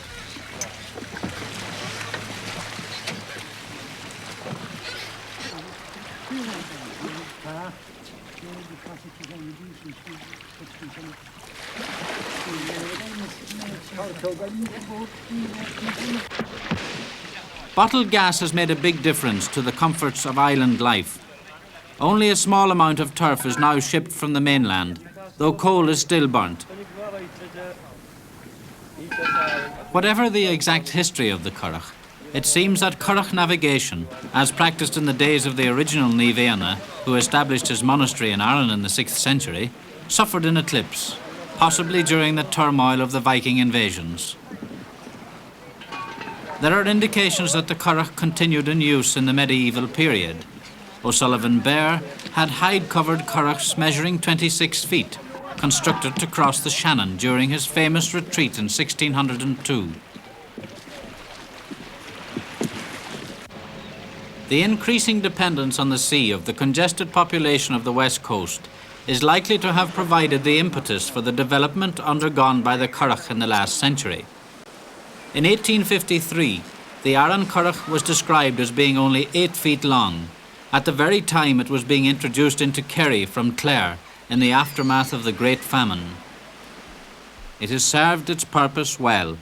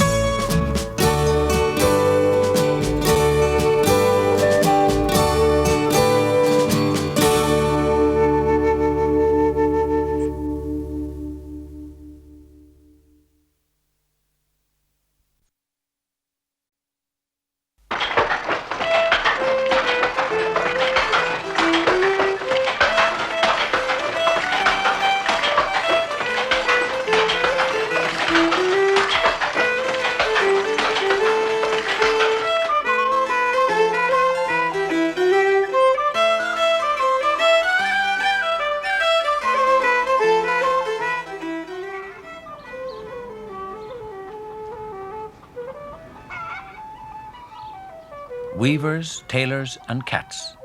3 little divils that never got fat.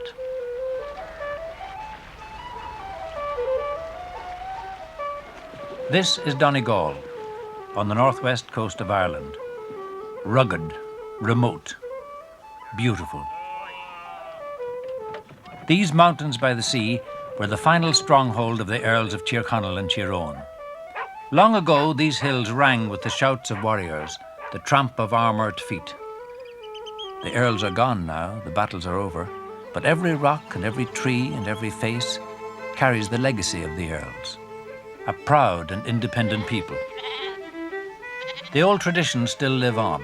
The hardy mountain black-faced sheep still graze quietly on the hillsides. And the age-old tradition of spinning and weaving continues almost unchanged. It's a hard county. The Atlantic is not always peaceful, and the people have had to challenge the sea and the land to survive. Most of the weavers live in and around the town of Ardra and have done for centuries. It was here that they held the fairs at which they sold their beautiful Donegal tweeds.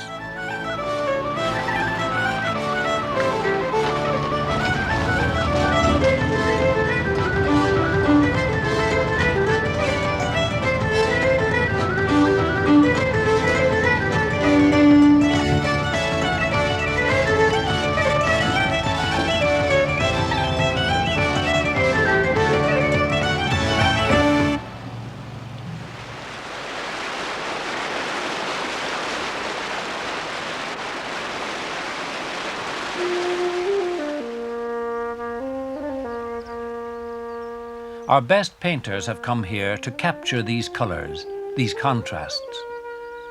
But long before them, the weavers had seen, appreciated, and blended the yellows, browns, greys, greens, and blues into the living artistry of finely woven cloth.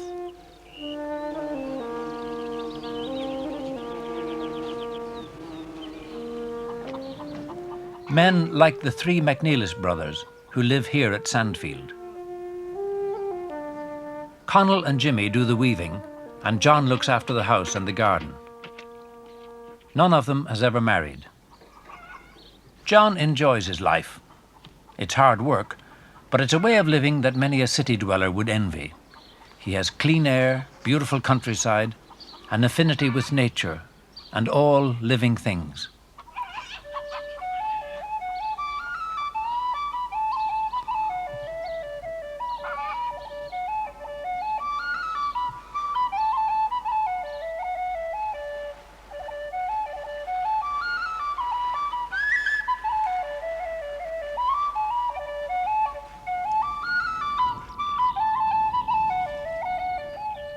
The most important of the living things is grass.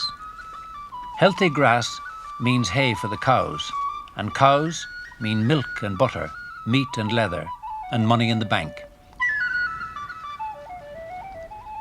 In Donegal, the average holding is small, but the Donegal farmer has learned the art of intense cultivation of every square yard of soil.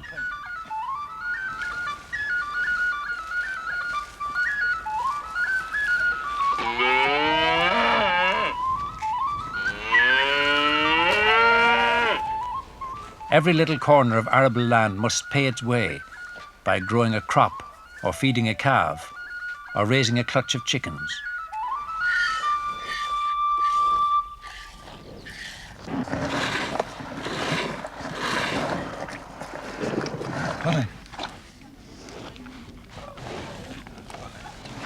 Take your bucket. Here. Take your bucket. Take your bucket. Take your bucket. Take your bucket.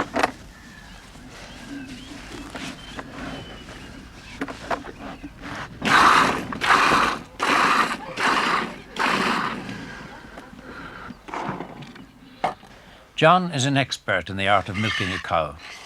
Make friends with the cow. If the cow is restless, talk to her. Give her a reassuring pat, and make sure she doesn't go hungry. It's the same principle as fertilizing the fields. Feed the cows well and you get good milk and contented cows.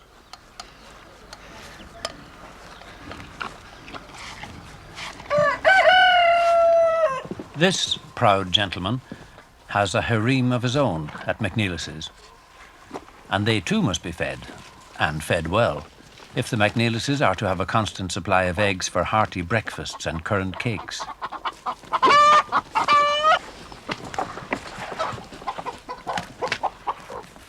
Once again, the self-sufficiency of the Donegal smallholder. The leftovers from the kitchen table make the main course for the farmyard.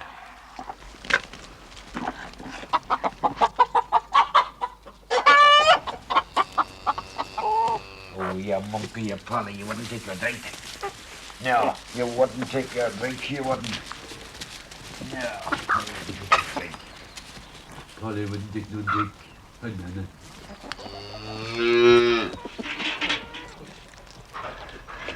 Hey, these are pretty fresh, I'll tell you that. Newly laid eggs. Jimmy and Connell concentrate on the weaving. They work hard, very often a 12-hour day in their newly built weaving shed.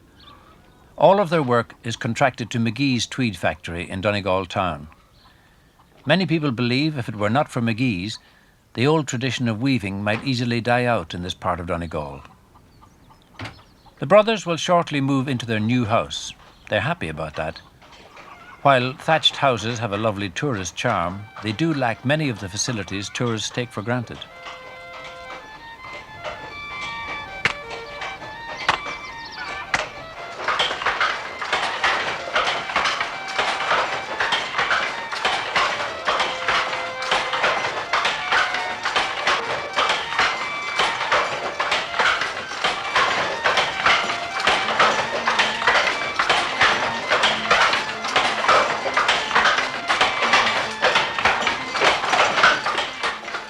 Connell has to start work today by adding a new length of warp to his loom.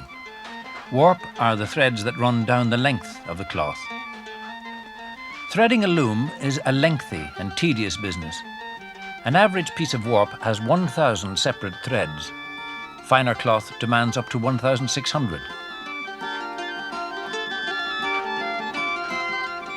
Each single thread has to be positioned through 4 sets of eyes. It's like threading a needle. Well, 4 needles, 1,000 times. Weaving is an ancient craft, and it's a tribute to the men who designed looms that they have changed very little in the hundreds of years since men first wove cloth on them. At its simplest, weaving means passing threads through other threads at right angles. The first weavers operated on the same principle as darning a sock. Pass the needle over one thread, under the next, over the next, and so on. The threads in cloth are called either warp or weft. Warp threads run down the length of the cloth, and the weft threads run across the width of the cloth. Weaving became mechanized when someone discovered that you could lift selected warp threads by passing each thread through an eye in a wooden frame, which they called a heddle.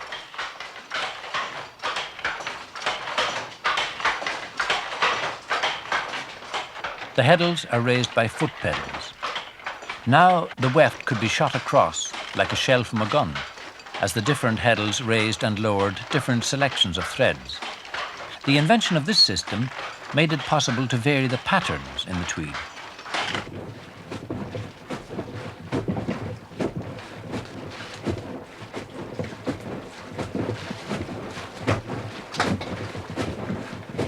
Meanwhile, John gets on with his chores around the farm. He makes butter in the dash churn, that salty country butter I loved as a child. Very few young people have ever tasted it, I suppose.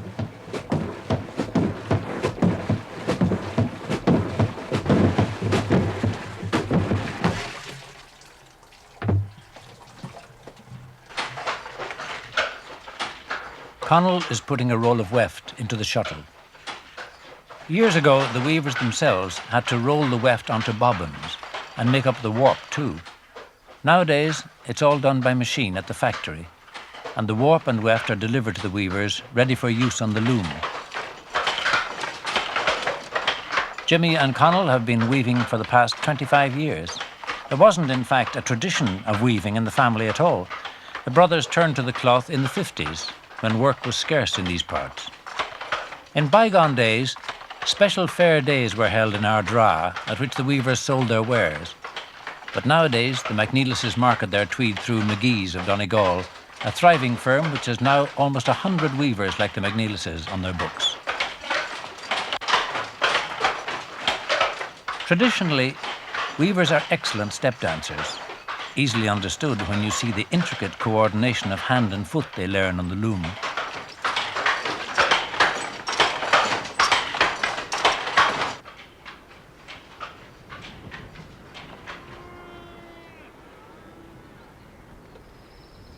One of the disadvantages of weaving is that the business is so noisy and demands such concentration that conversation is impossible in the shed. It's hard physical work too.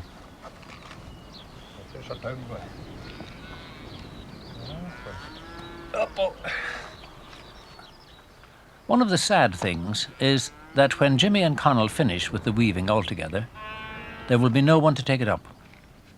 Over the years, they've trained some apprentices, but none of them could stick the long hours, the hard work, and the total concentration needed. Don't say too close if they want to.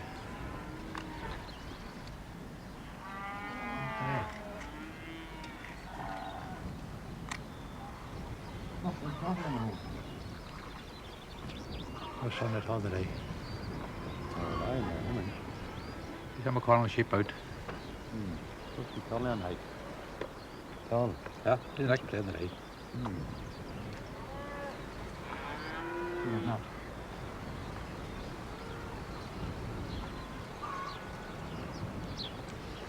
Like, yeah, it's on the road. No big traffic at all. Won't be the evening.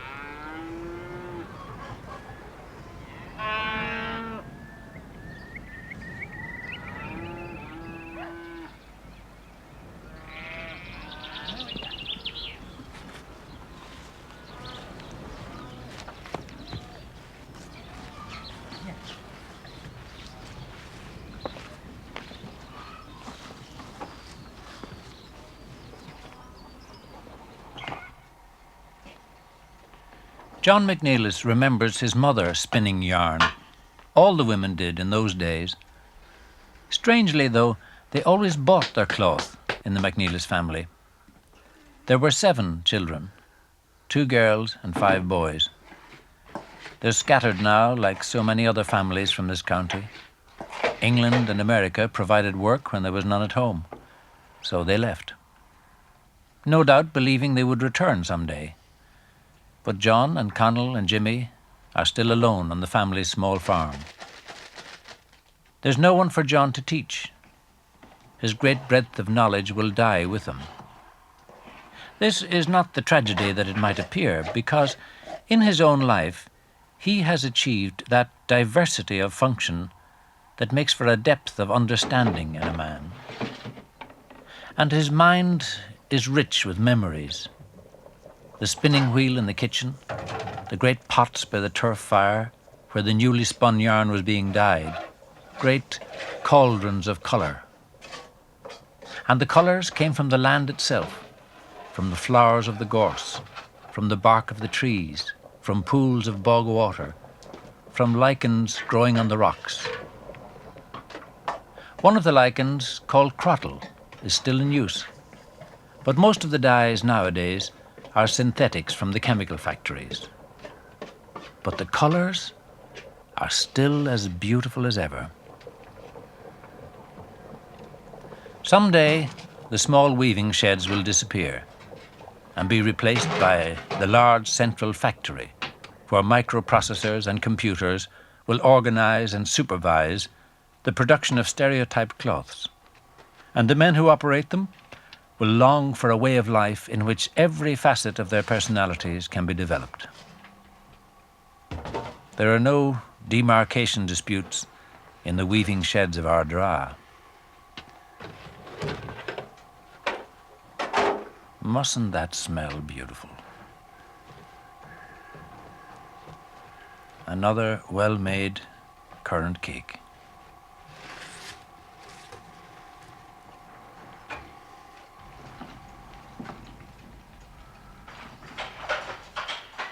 It seems a sacrilege to slice through this beautifully woven cloth. But no artist or craftsman could possibly survive without the pain of parting with his creations. The cloth is woven in 75-metre lengths.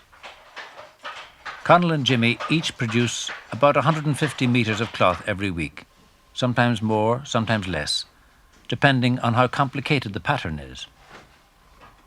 There are 4 basic patterns: plain, herringbone, twill, and barleycorn.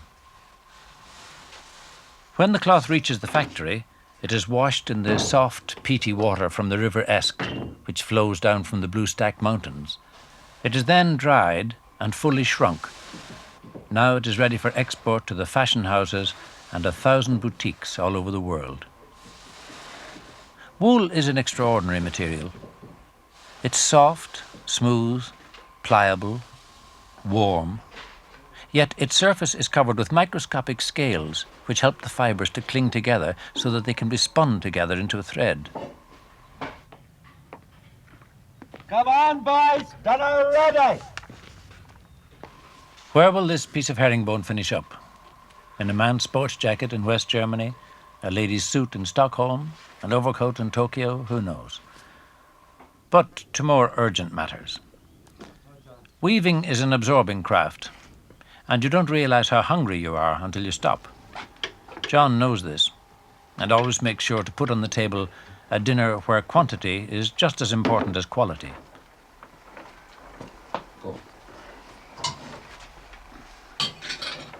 And when it comes to quality, where could you find a better taste than newly dug potatoes from the earth, running with salty butter straight from the churn?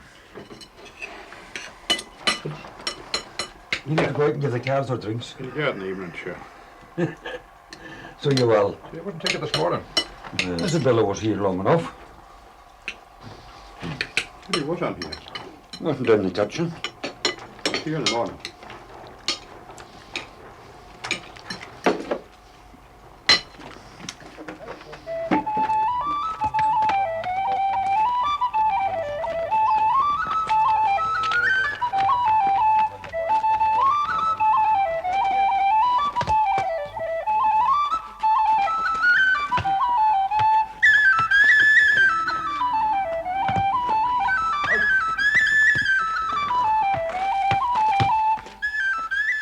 The McNeilises haven't time for many hobbies, but when they were younger, they all played a lot of football, although none of them ever made it onto the local Ardra team.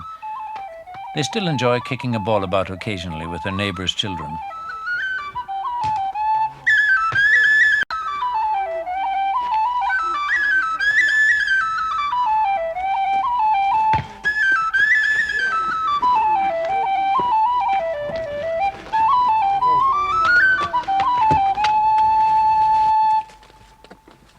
Soon, though, it's back to work for the 3 brothers.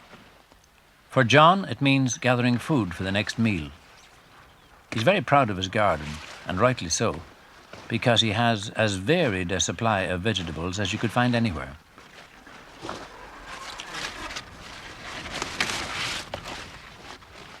The sandy soil by the sea is a hungry soil and needs plenty of manure, but it warms quickly in spring and grows wonderful potatoes and rhubarb, cabbages and lettuces. Strawberries too. You see this bunch of shamrocks I'm looking at? I grew them from one small piece, like something like that now. Just one single root. Well, now, here we don't value them so much. But during the summer months, when the visitors come here, they ask you to send them for the 17th of March or St. Patrick's Day. And most people took seed from them. And as far as I know, one girl has them growing now in Holland. And she wrote some time there past before the postal strike, and she said there was nothing she cherished more than the bunch of shamrocks from Ireland. Even in this idyllic paradise, there are deadlines to be met. Once or twice a week, a van arrives from McGee's to collect the tweed and replace the empty warp beams. Although McGee's first went into business in Donegal in 1866, It wasn't until the 1930s that Mr. Robert Temple came to an arrangement with the weavers guaranteeing them constant employment. In this way, he was able to ensure continuity of supplies and, more important still, continuity of patterns and colours to eager customers. Different breeds of sheep produce different types of wool. The wool of the Donegal blackface sheep contains long fibres of kemp, nowadays considered too coarse on its own for cloth, but very valuable for carpet making. The wool used for tweed is a blend of Donegal blackface, Down, Cheviot, and Australian Merino breeds.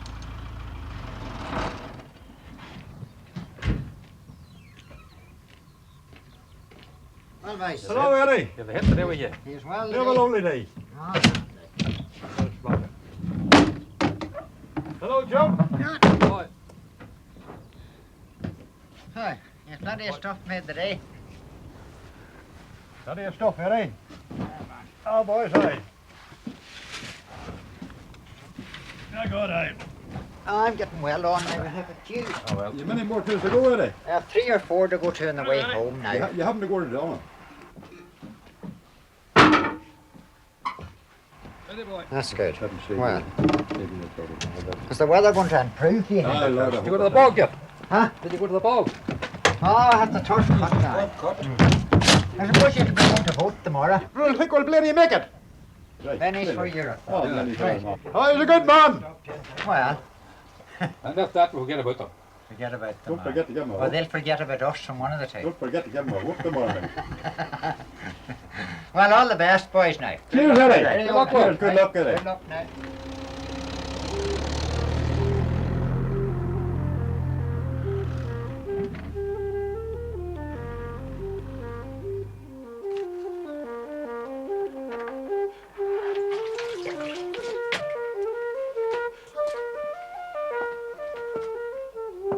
John has been making butter so long now that he doesn't realise how skillful he is. But a modern city housewife would be completely lost if you handed her a few gallons of milk and asked for butter. When the churning is over and the butter collected, it has to be well washed.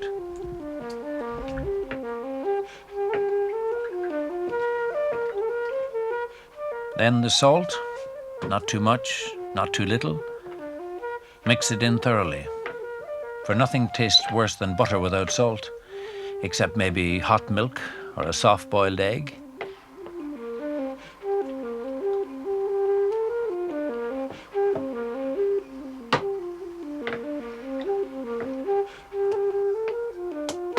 Now, a few more pats to put it in shape, and there you are.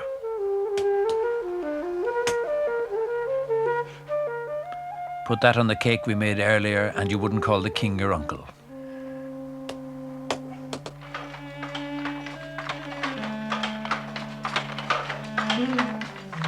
So, the skill and the traditions and the lifestyle of the McNeilises will die, inevitably. But men have always made things of beauty, and they always will. The creations will be different. Is there really all that much difference between the weaving of cloth and the building of a spacecraft? We are different from all other animals and from machines because of our imagination, our creativity, our vision of how things might be. What we may lose is our closeness to nature, our link with the earth, and the range of the human spirit.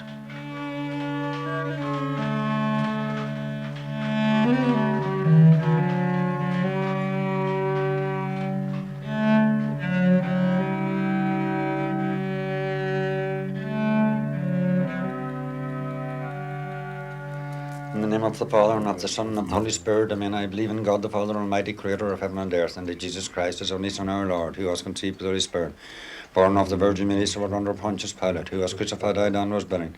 He descended in the hell authority, he arose again from the dead, ascended into heaven, which is the right hand of God. Holy Mary, Mother of God, pray for us sinners, now and at the hour of death. Amen. Hail Mary, full of grace, the Lord is with thee. Blessed art thou amongst women, and blessed is the fruit of thy womb, Jesus. Holy Mary, Mother of God, pray for us sinners, now and at the hour of our death. Amen. Hail Mary, full of grace, the Lord is with thee. Blessed art thou among women, and blessed is thy womb. Holy Mary, Mother of God, pray for us sinners, now and at the hour of our death. Amen. Hail Mary, for grace, the Lord is with thee. Blessed art thou amongst women, and blessed is thy womb. Holy Mary, Mother of God, pray for us sinners, now and at the hour of our death. Amen. Our Father, who art in heaven, hallowed be thy name, thy kingdom come, thy will be done on earth as Give it us is this in day our heaven. daily bread, and forgive us our trespasses as we forgive those who trespass against us. And lead us not into temptation, but deliver us from evil. May the divine assistance always remain with us, and may our souls and the souls of all the faithful departed, through the mercy of God, rest in peace. Amen. In the name of the Father, Son, Holy Spirit. Amen.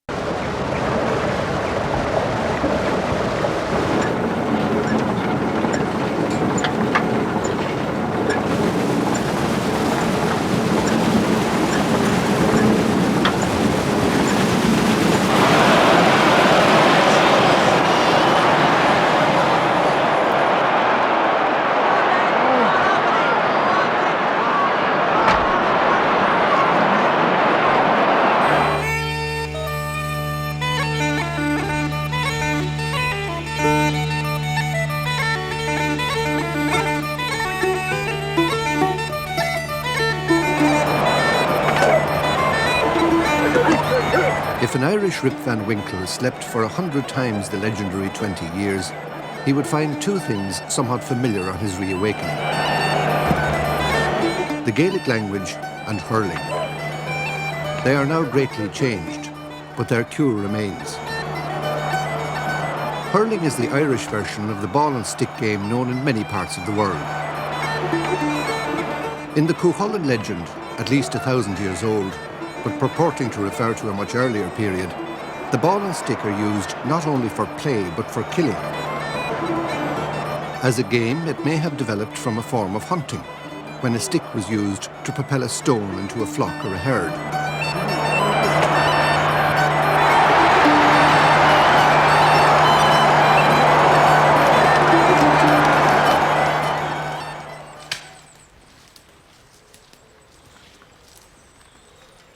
Two distinct forms of the game were known in Ireland: hurling and Cumannacht. The Cumann used in Cumannacht was probably made by pulling up an ash sapling and paring its root to flatness. The hurl has long been made by felling an ash tree and shaping parts of it so that the roots act as blades. The ash is favoured because it's so resilient. For the same reason, it makes the best swingle tree. It has a marvellous springy quality. Country people say, you think it was alive. Edward and Michael Brennan have shrewd eyes for the best makings of a hurl. The old way of felling the tree was to dig around its roots and, using a mattock and axe, cut through the taproot.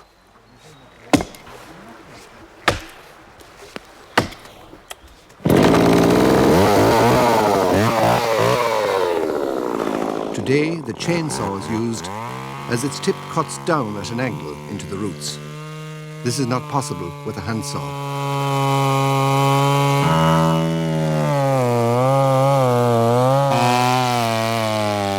The ancient way of unselving a tree still persists. However, even into this intimate task, the machine is making its way.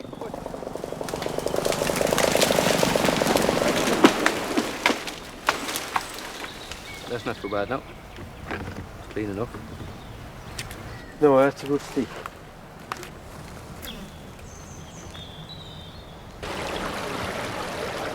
Inch sawmills on the River Nore near Kilkenny town.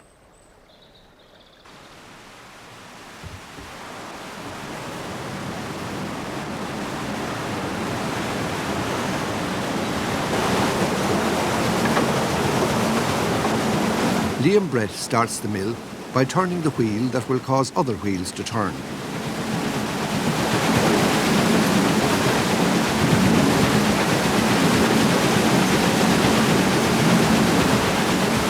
The invention of the wheel was a mighty step forward, and in the watermill, the natural and man-made are beautifully fused.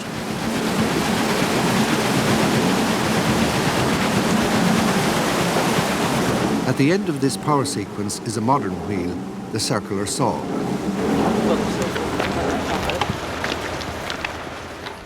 Liam Brett is the third generation to own and run Inch sawmills. His son is the fourth.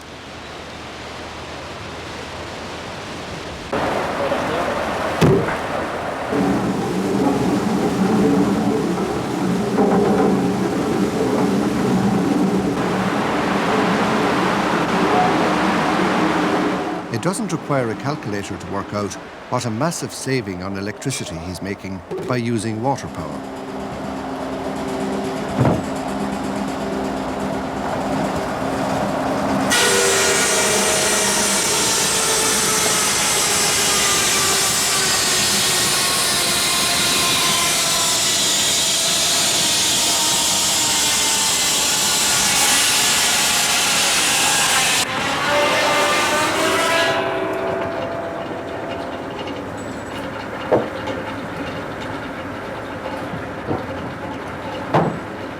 Once upon a time, a traveller in Wales was amazed because he saw hardly any ash or willow trees, and this was before the days when the woods were felled for pit props. He inquired and was told that the ash and the willow had been devoured by the passion for bandy, the Welsh form of hurling. Ash is scarce in Ireland because it burns so readily and so cleanly, and because the Forestry Department do not include it in their scheme of things. This scarcity is among the reasons for the high cost of hurleys.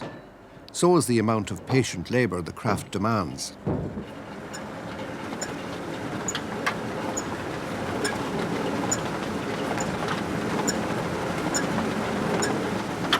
Hurls are being made from fiberglass and plastic, but they lack the spring and resilience of the wood.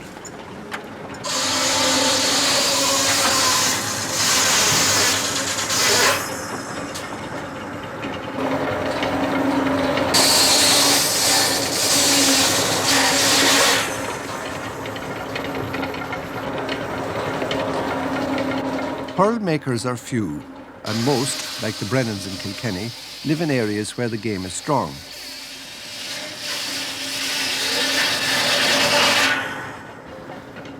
John Surlis is an exception. He plies his craft in modest Raden, County Roscommon, a county where Gaelic football is king.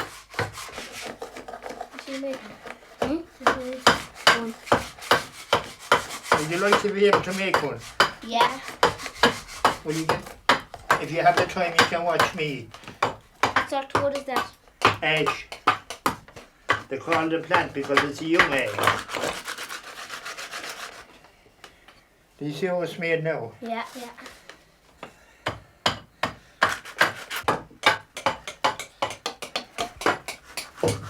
Now, how would you know a good hurley? It's good and strong. Yeah. And the grain running all the way down, Yeah. round about that way. And when you get it coming all the way straight and a roundabout in the horseshoe shape, Yeah. that's a good hurley, because when you hit the ball, if it was straight, that piece it'd break off, Yeah. and all you had left was the straight bit then. Mm. You'd be shouting for a hurley.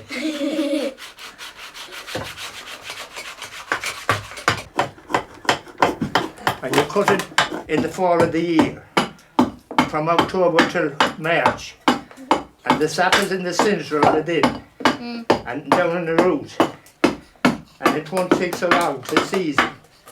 If you cut it in summertime, it'll be all sap and soft. And you never heard of Christy Ring? No. Well, he was supposed to be the best hurler in Ireland. And he died a few years ago.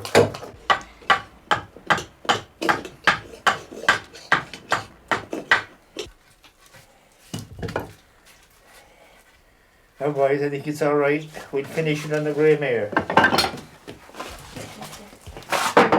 John uses the Cooper's mare, a medieval type of vice.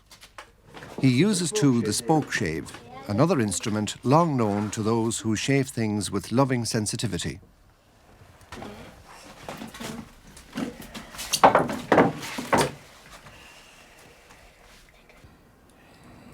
No, all I'll have to do is take the track of the saw.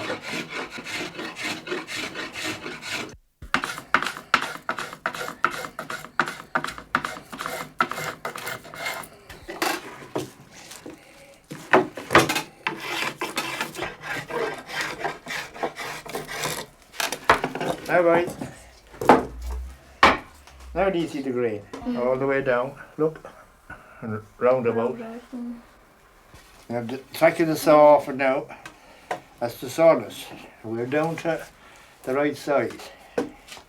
How's that sandpaper there for ground? The sandpaper? Yeah. Well, it gives a grip. When I leaned up, press down on that, the sandpaper gives it a rough grip. Yeah. And if I didn't have sandpaper on it, I'd have to do this with the saw to roughen that so it wouldn't be slippery. And the same here. But the sandpaper is rough and it's able to hold it. Now, now look, you couldn't pull it out.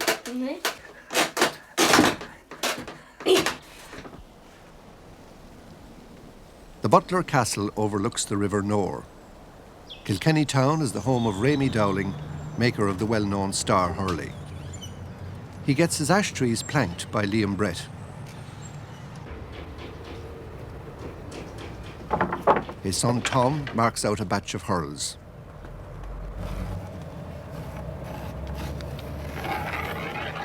They're made in 6 different sizes, from the 28-inch junior hurl for 7- and 8-year-olds up to the 38-inch senior hurl. A map of the distribution of hurling would show a remarkable fact.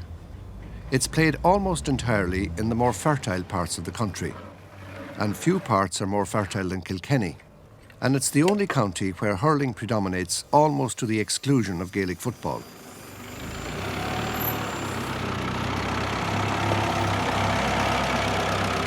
Rémy Dowling is among its folk heroes. He was a goalkeeper, an art for which the county is especially famous. He belongs to a great line that includes Jimmy O'Connell, Ollie Welsh and Noel Skehan. A hurling goalkeeper's margin of error is like that of a batsman in cricket. Tantalising, the tiniest error can undo him. It's among the reasons for Rémy Dowling's expertise in the making of hurls. A keeper uses 2 kinds of hurls, one for general play and another for taking a free stroke. The difference between the former and the latter is almost as great as that between the modern hurl and the ancient Cumann.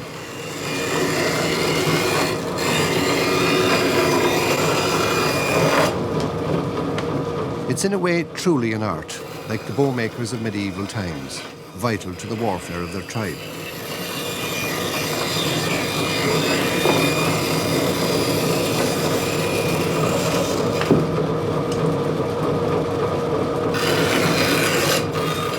Shaping the hurl on the bandsaw is called sliding.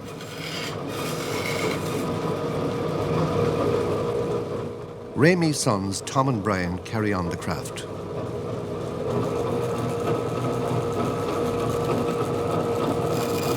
Rémy's wife Breda is the daughter of the late Tom Neary, the hurl maker, who started making hurls in 1921.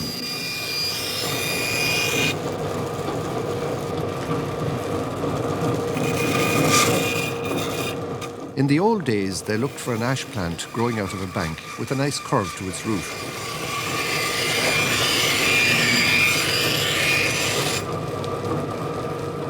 Rémy also made hurls from white elm. but the handle had to be insulated, as one got a sting when one walloped the ball. Willow is also used.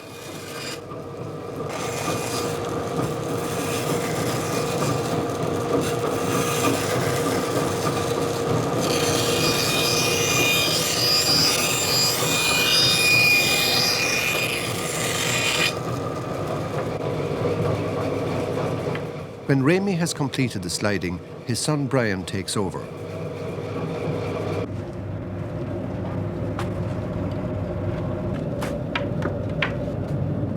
This is the same job that John Surlis was doing on the Cooper's Mare, except Brian uses a bench stop.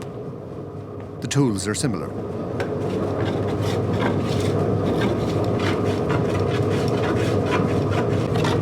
Come is the Gaelic word for a hurl.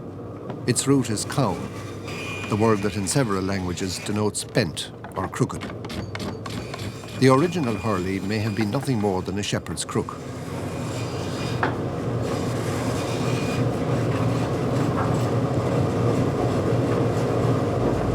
Today's hurl is the product of generations of experience and experimentation.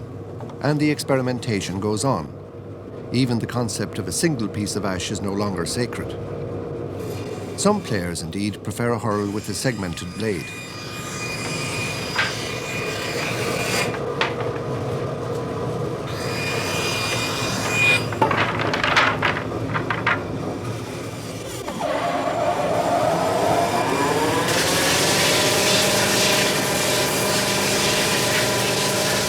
The sanding machine has speeded up this part of the job.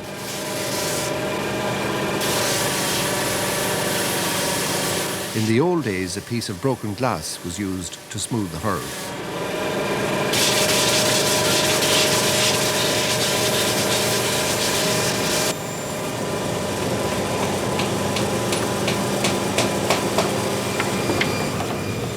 Ger Fennelly, the brilliant Kilkenny man, drops in with a broken hurl for repair.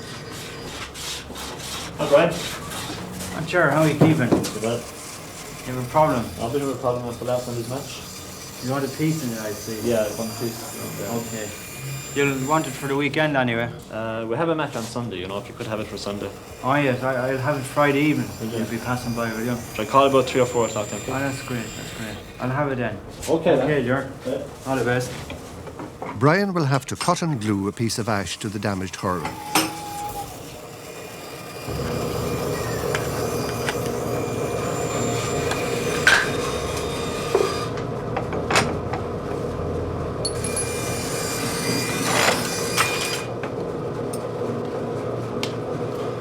Hurling has about it a mystique that Gaelic football cannot match.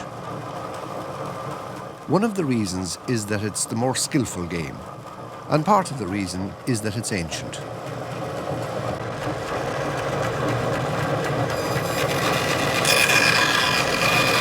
Modern football is only as old as inflatable rubber, and in some parts of the country you will hear the older generation say, "Football is not much of a game.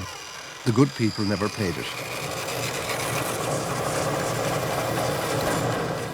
The good people are the fairies, and the reference is to the frequency with which hurling occurs in the tales about them. But the hurling in the fairy tales was Camanachd, the ancient game of the narrow stick.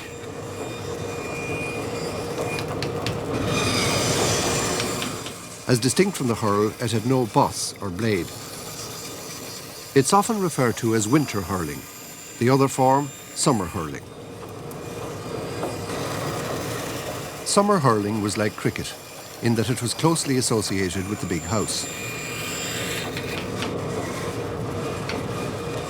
Landlords kept teams of hurlers, just as their counterparts across the Irish Sea kept teams of cricket players. This inter-house rivalry was intense, and it was common in 18th century newspapers to see advertisements for hurling matches. The Act of Union and the decline of the big house brought this kind of competition to an end, and organised hurling languished until the coming of the GAA.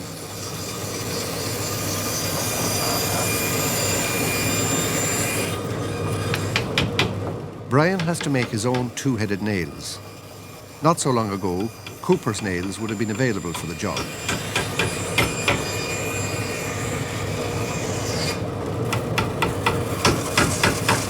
The hurling heartlands of today are almost all territories where once the summer game and the big house flourished.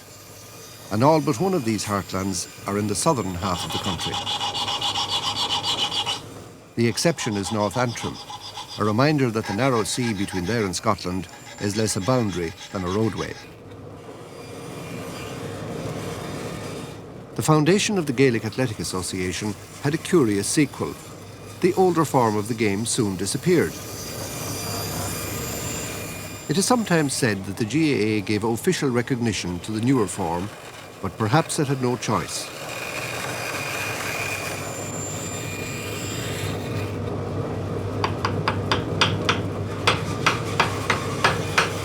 Gaelic football grew in popularity like grass in a showery May, and in many parts of the country seems to have supplanted winter hurling. Winter hurling survives now in the Scots Highlands in the form of shinty. It's a very different game from modern hurling, and attempts to create a compromise form have failed.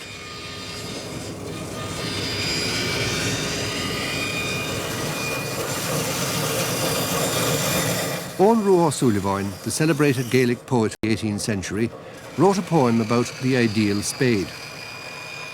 And a man will cherish his spade or his hayfork or his slan as he would a hurl or a musical instrument, because, as we would say, it suits him. It makes his work easier. And in the same way, some men are loath to discard a damaged hurl. It may have a special feel which they fear they can never recapture, or they may believe that it is their lucky hurl. And thus they will get the hurl repaired, even though this breaches the sacred tradition that a hurl must be a single piece.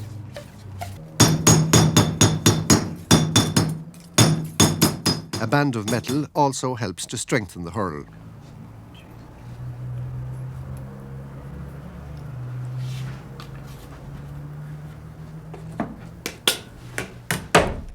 Brian Cody is another of today's young lions. He's Kilkenny's captain.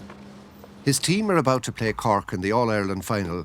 The prize is hurling's holy grail.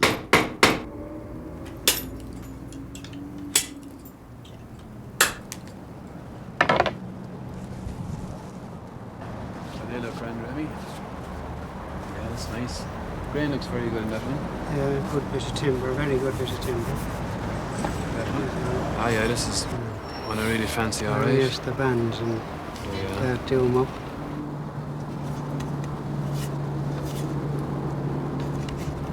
That's a grand job out here. Well, as long as they're lucky. Exactly. That's what matters.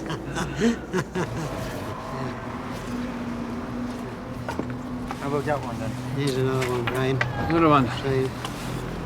I'll never make me mind up. Huh? But that's a grand hurl, Ram. It is. Yes, yeah. It feels very like the other one, this one here. Yeah. A very similar type of hurls. Great grain in it again. And I like the handle, I like the grip. I suppose I better make up your mind anyway, Amy. Yes, right now, well, that's up to you. Suppose I took these two, how would that be? Yeah, that'll do grand, Brian. That'll do that's grand. Great, Amy. As long as they're lucky, that's the main thing. Hopefully they're 2 grand stakes.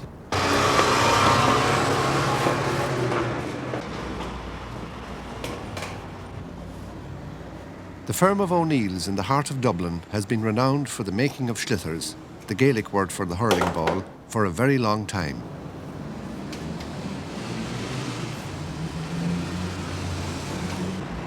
Liam Dargan uses all the techniques of a saddler and harness maker. The thread he prepares for sewing has a needle on each end and must be rolled and waxed to make it waterproof.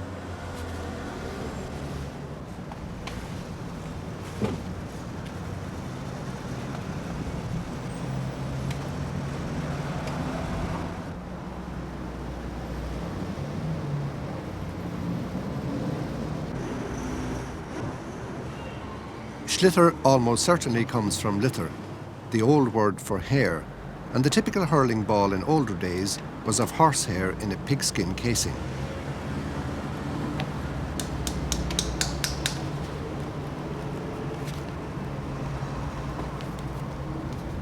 Not long ago, Schlitters were the colour of natural leather, brown. White leather, a new introduction, makes the Schlitter easier to see, particularly when practicing at dusk.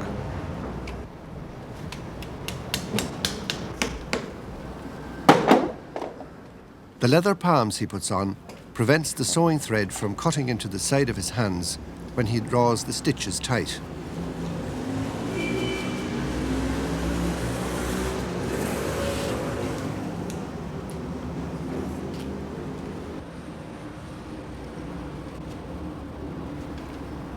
The modern ball is the subject of continuous experiment.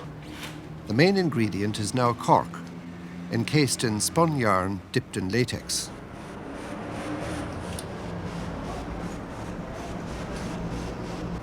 The modern ball is more streamlined too, and its greater carry is changing the tactical shape of the game.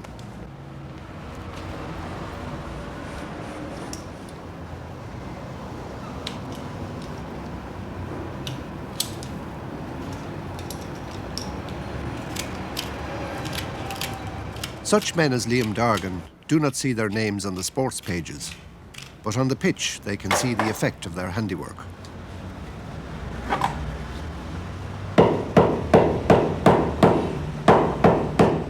Hammering the ball rounds the joints and sets the stitches.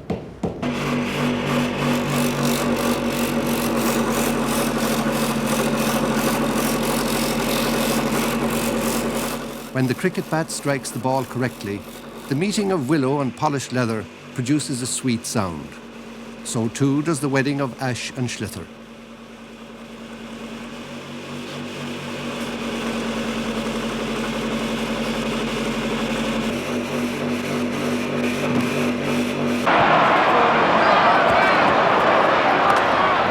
Today is the testing time for Brian Cody and his Warriors, and for the hurl that Rémi Dowling and his sons wrought for them.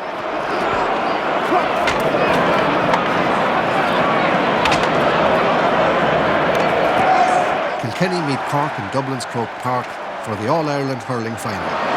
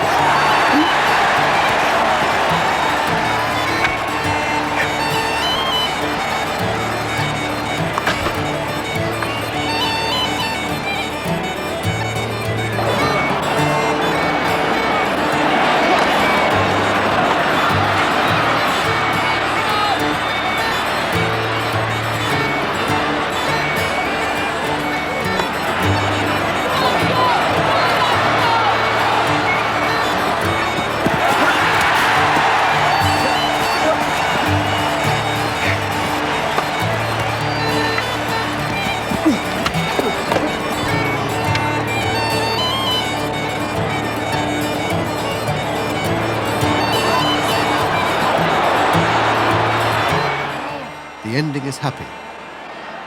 Brian's hurl proves to be lucky after all.